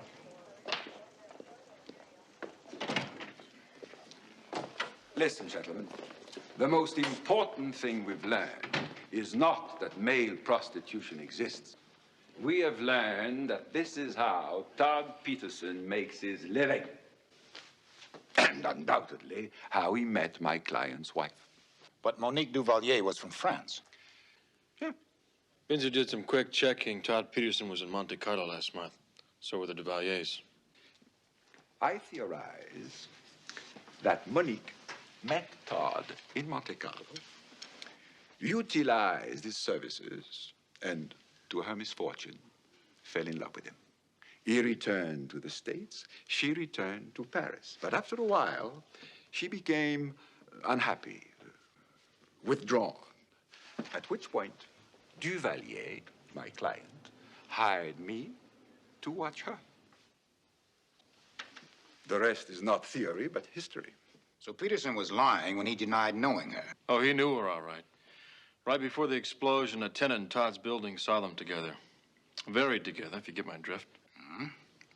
So then if he knew her, maybe he wanted to kill her. Maybe that bomb was meant for her. There are less conspicuous methods to get rid of someone. Just theorizing, Inspector. I know. Well, I, for one, am a little tired of theorizing, so while you look through the mug books, I'm going to have a little talk with Todd Peterson. Dan, wait a minute. If he wouldn't talk to you before, what makes you think he'll talk to you now? Because a certain very pushy secretary of mine has a date with him tonight. And she's not going to be the one to keep it. You got it. No comment.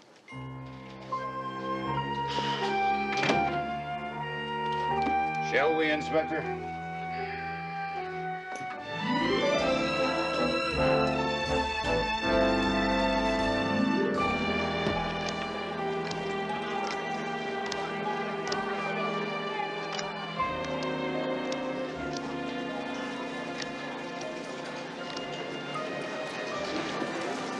Hi. Hi.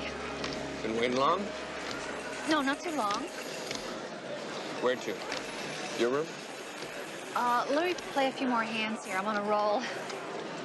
And you're nervous.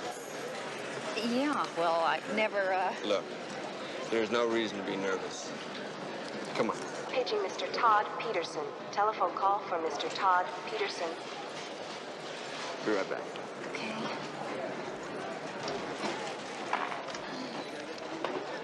Todd Peterson. It seems I missed you last night. In more ways than one, didn't I, Todd? You're an extremely lucky fellow. But things worked out for the best. Nonetheless, your colleagues now know that I mean business. A lot of them have started their payments. I suggest you do the same. How did you know I was here? I know everything, Todd. I know, for instance, you're about to make it with a blue-eyed blonde, and that'll bring you, what, 1,000? Well, you bring 400 of that to me, you won't have to worry about starting cars anymore.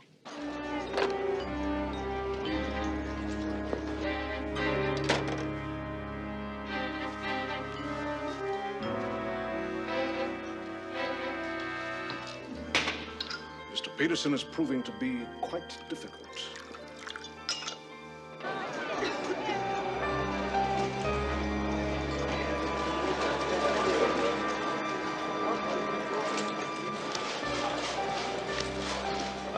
Look, we're gonna have to postpone it. I have a little problem. Maybe we could talk about it.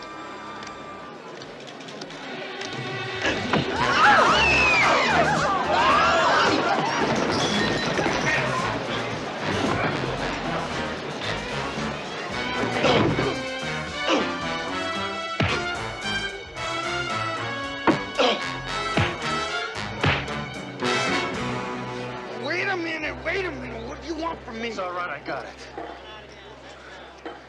What I want from you is a straight answer. Now, I know what you do, and I know about Monte Carlo, and I know about Monique. What I want you to tell me is why she's dead. She was just at the wrong place at the wrong time. Did you blow her up? Are you crazy? Yeah, I'm crazy. Maybe I'm just a little bit crazy. Wait a minute. I'm the guy they tried to blow up. Don't you think if I could, I'd tell you? Is that because you're scared or because you don't know? Yeah, I am afraid. I'm scared to death. Is that why you lied to the police? That, the fact that I'm not exactly a law-abiding citizen. Less they're involved, the better for me. Even if it means winding up dead? Look, haven't you heard the one about the rock and the hard place? My name is Tanna, And I'm in the phone book, and I'm not a cop, so why don't you think about that, all right?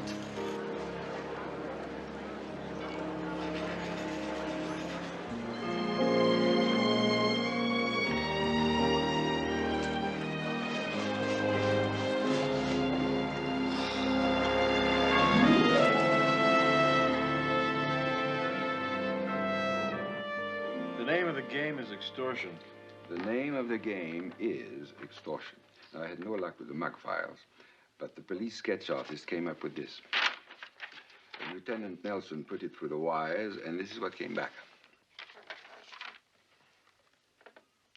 What's this guy's name? Alexander Waverly, convicted racketeer, released from prison last year. Now, this man is an ex-heavyweight fighter named James Thornton. Waverly was known to have employed Thornton frequently back in St. Louis. Both have dropped out of sight. Vince? Yeah, I know. Check all the hotels and the car rental agencies to see if they've dropped back into sight. Here. They're extorting protection money from male hustlers. They can't go to the police. I mean, what are they going to say? Please ignore the fact that I'm a male hustler and just help me with my blackmail problem. No, I don't think so. The safe thing for them to do would be to be quiet and pay up. In which case, we'll never get anything on Waverly. In which case, Paris, not so gay.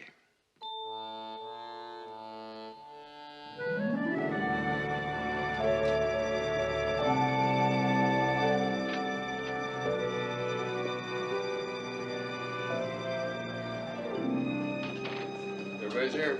Good.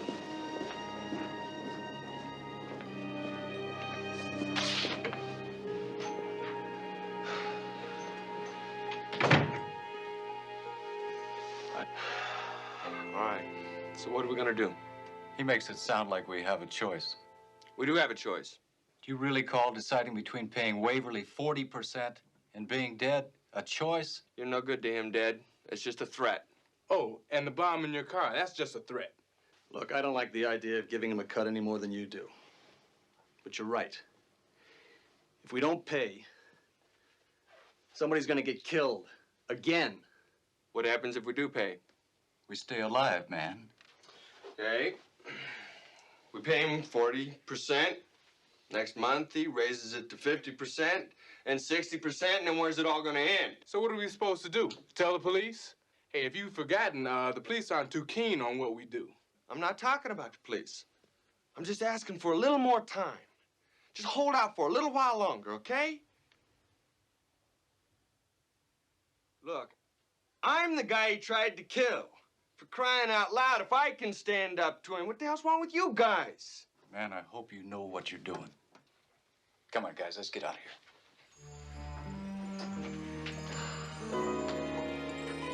Take it easy, calm down. You want to tell me what you got in mind? Cross your fingers, Billy.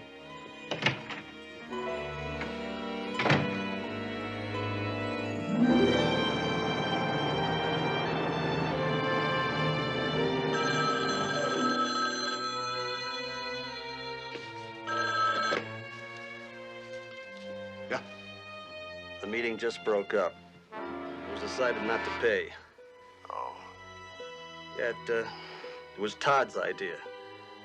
I don't like the way he's talking. It sounds like he's gonna go somewhere for help. No, we can't have that now, can we? What are you gonna do? Just be thankful you decided to cooperate, Billy. I'd hardly call it a decision.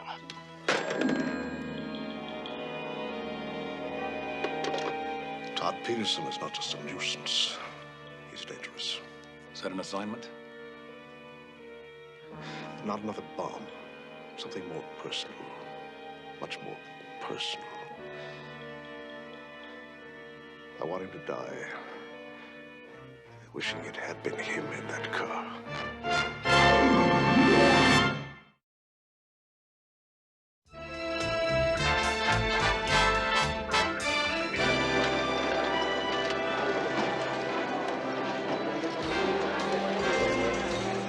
Well, if these two guys do show up, you'll let me know, right? Hello. Oh. Good news? Would that I could say yes, Inspector. But no one I talked to had seen either of these guys, and believe me, I talked to a lot of people. I got polyps. You got what? Polyps, you know, those little nodes that grow in your throat? Oh, yeah. So did you go down the whole list I gave you? The whole list and then some. What about the police? Well, as much as they'd like to talk to Thornton, they can't find him either. I guess we go to phase 3. Cab companies and restaurants. Did I miss something? What? What happened to phase 2? Oh, you're going to like phase 2. That's where you get over to the restaurant over there and have a nice hot meal and maybe some hot tea for your throat, huh? That's great. I'll put it on your tab, right? Wrong. But I almost had you. Almost. Yeah.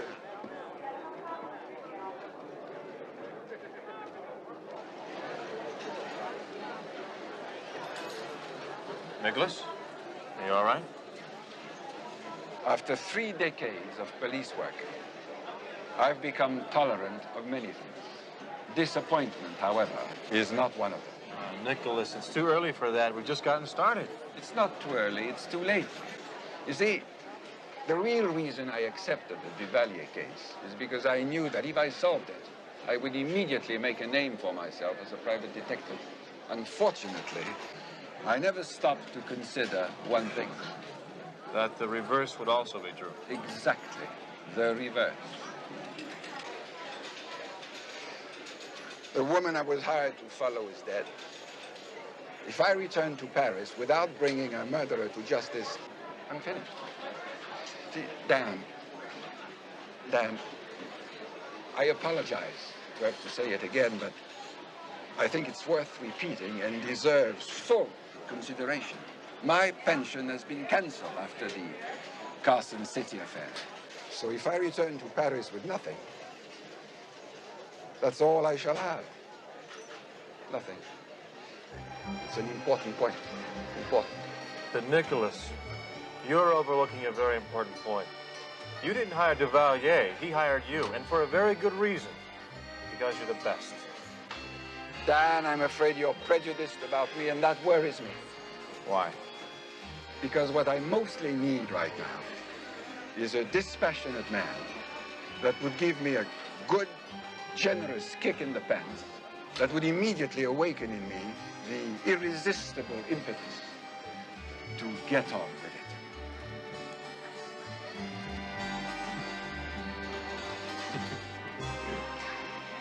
Come.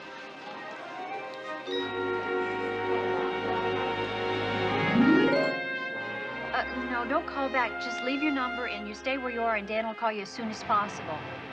Just a minute. I think he's pulling in now. Dan. Dan, it's Todd Peterson.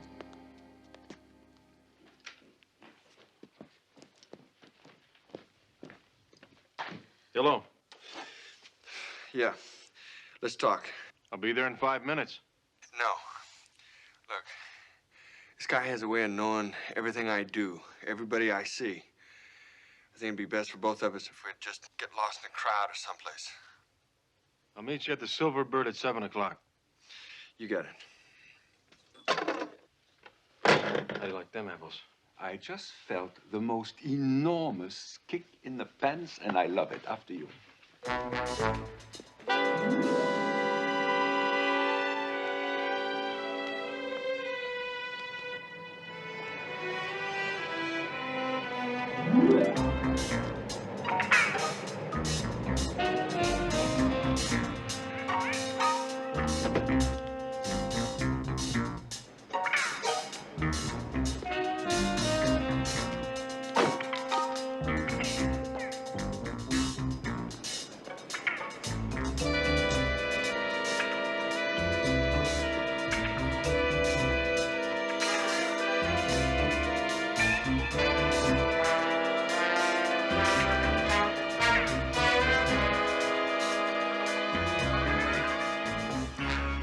Put him down.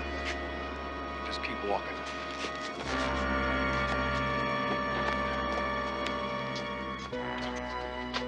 Look, you're not gonna like this, but I've only got $5 on me. That's it.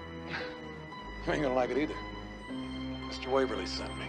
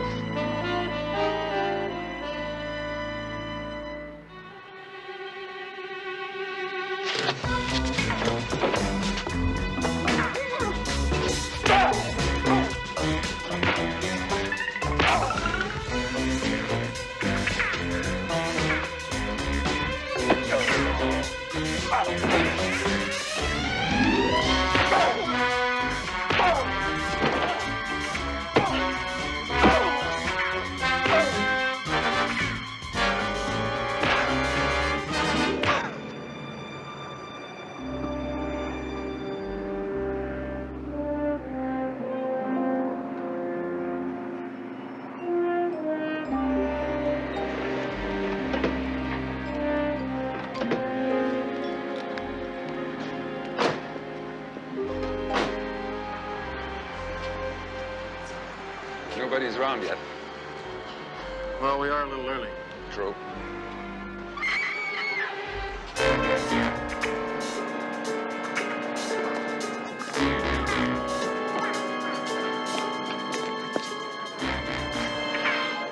Somebody call an ambulance. It's Todd Peterson, isn't it? Yeah. Is he dead? He's still alive, Nicholas.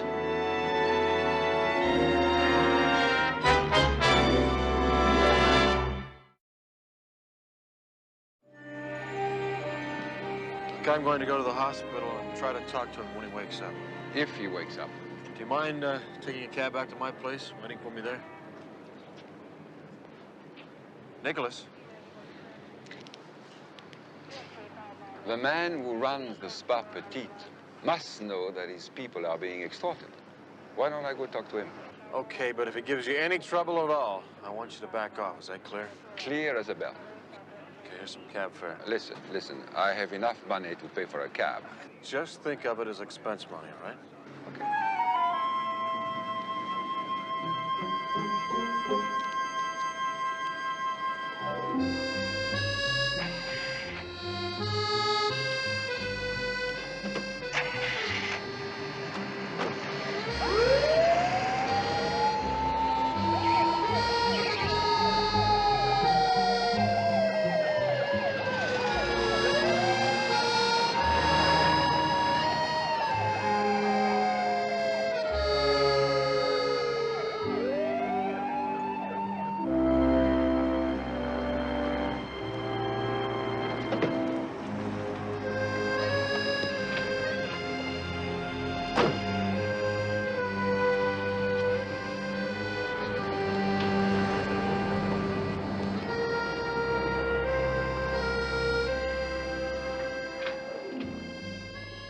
Is Billy around? He sure is. What can I do for you? My name is Nicholas Rambo. I have a business proposition for you. Can we speak privately? Certainly. Scott? Follow me. Sure.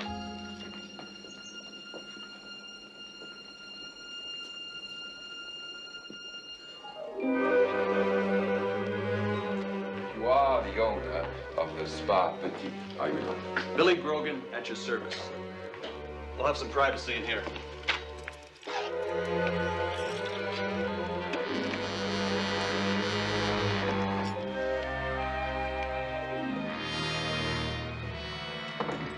I shall go right to the point.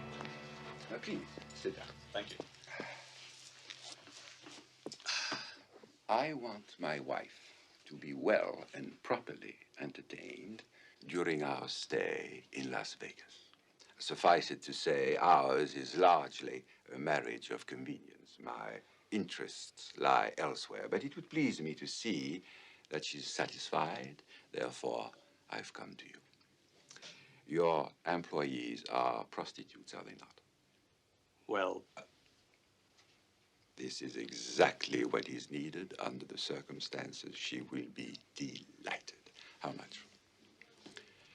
Now, this is sheer curiosity on my part, but since I'll be paying the bill, it seems to me that that curiosity is somehow justified. 5,000 a week? Sounds reasonable. Good. Now, I would like very much to choose my wife's partner myself. I've known her tastes for many years, and I would like the whole thing to be right in the bullseye. Why don't I show you what I've got in stock? That won't be necessary. This recording is not hard evidence in a court of law, true. But if I played it for the local police, it would pique quite a bit of interest in your operations, don't you think? What the hell do you want? Who's extorting your employees? His name.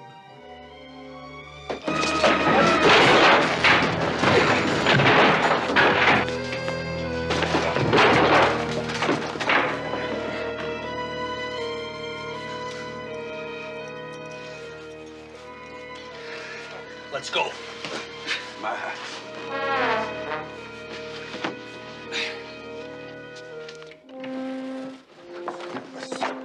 Slow, please.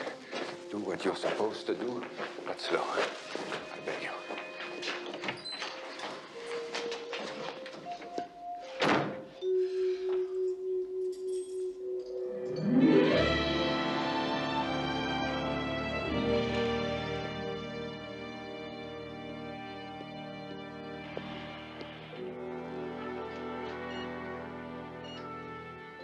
Peterson.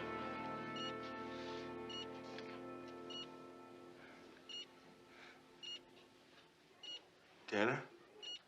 I'm right here. Oh, God. Help me get him, Tanner. Who did it? Waverly sent him. Do you know where Waverly is right now? Phone number's 555-8604.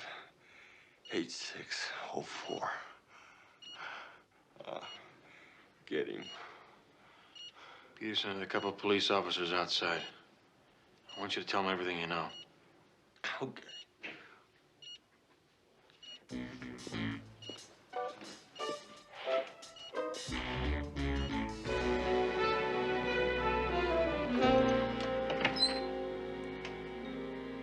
Ah, you finally come to your senses. All I know about him is what I told you. Just see to it we're not disturbed, Billy. We'll get all the answers we need.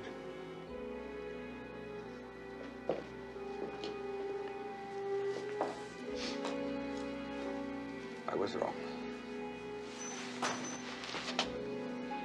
I think I'm not going to enjoy this.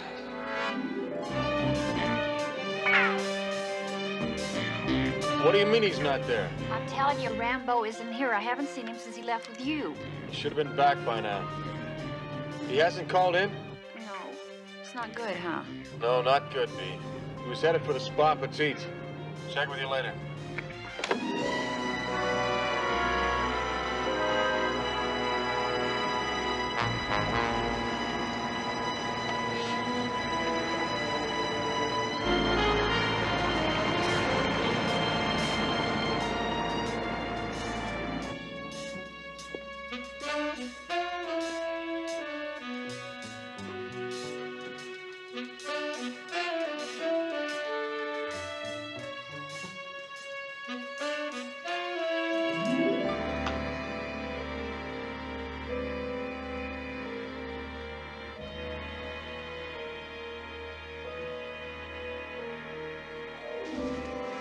May I have my glasses, please?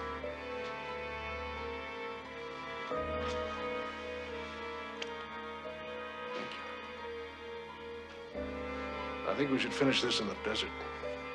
Go get the car.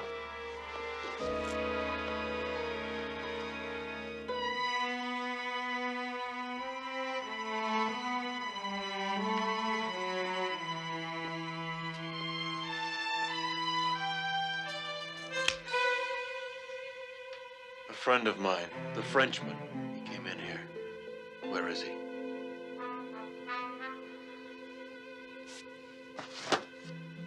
I'll take you to him.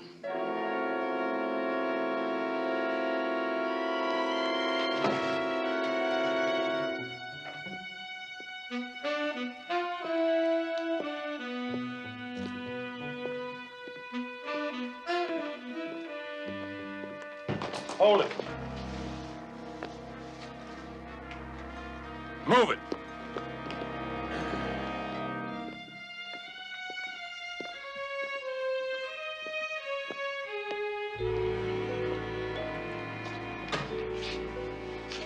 Dan. Yes, Nicholas. I think I should very seriously consider retirement. I think I'll join you. Yes. Waverly, this is after the fact. Todd Peterson is alive and is spilling his guts to the police right now. Let's get them out of here.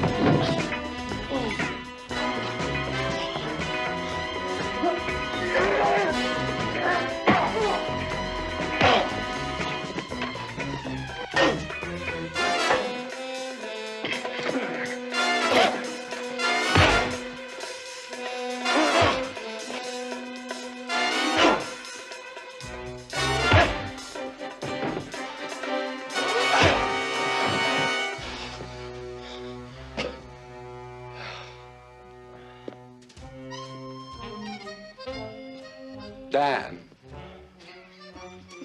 are you finished? Oh, yes. I've finished. Oh.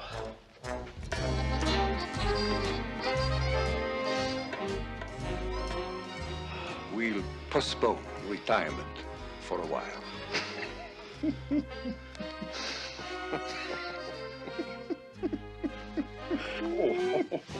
Watch them.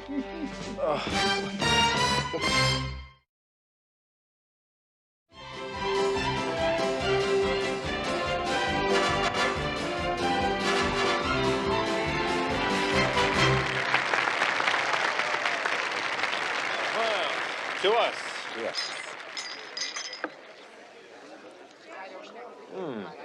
B, you used to work in the line with her. She's your friend. Why won't you introduce me to her? She's married. Is that a reason? Nothing lasts forever. Well, how about a big dog and 2 kids and a husband that makes Robert Redford look like the Elephant Man? How about the brunette in the row behind her? Well, Nicholas, Binzer's still awake, so it can't be too late. Where would you like to go next?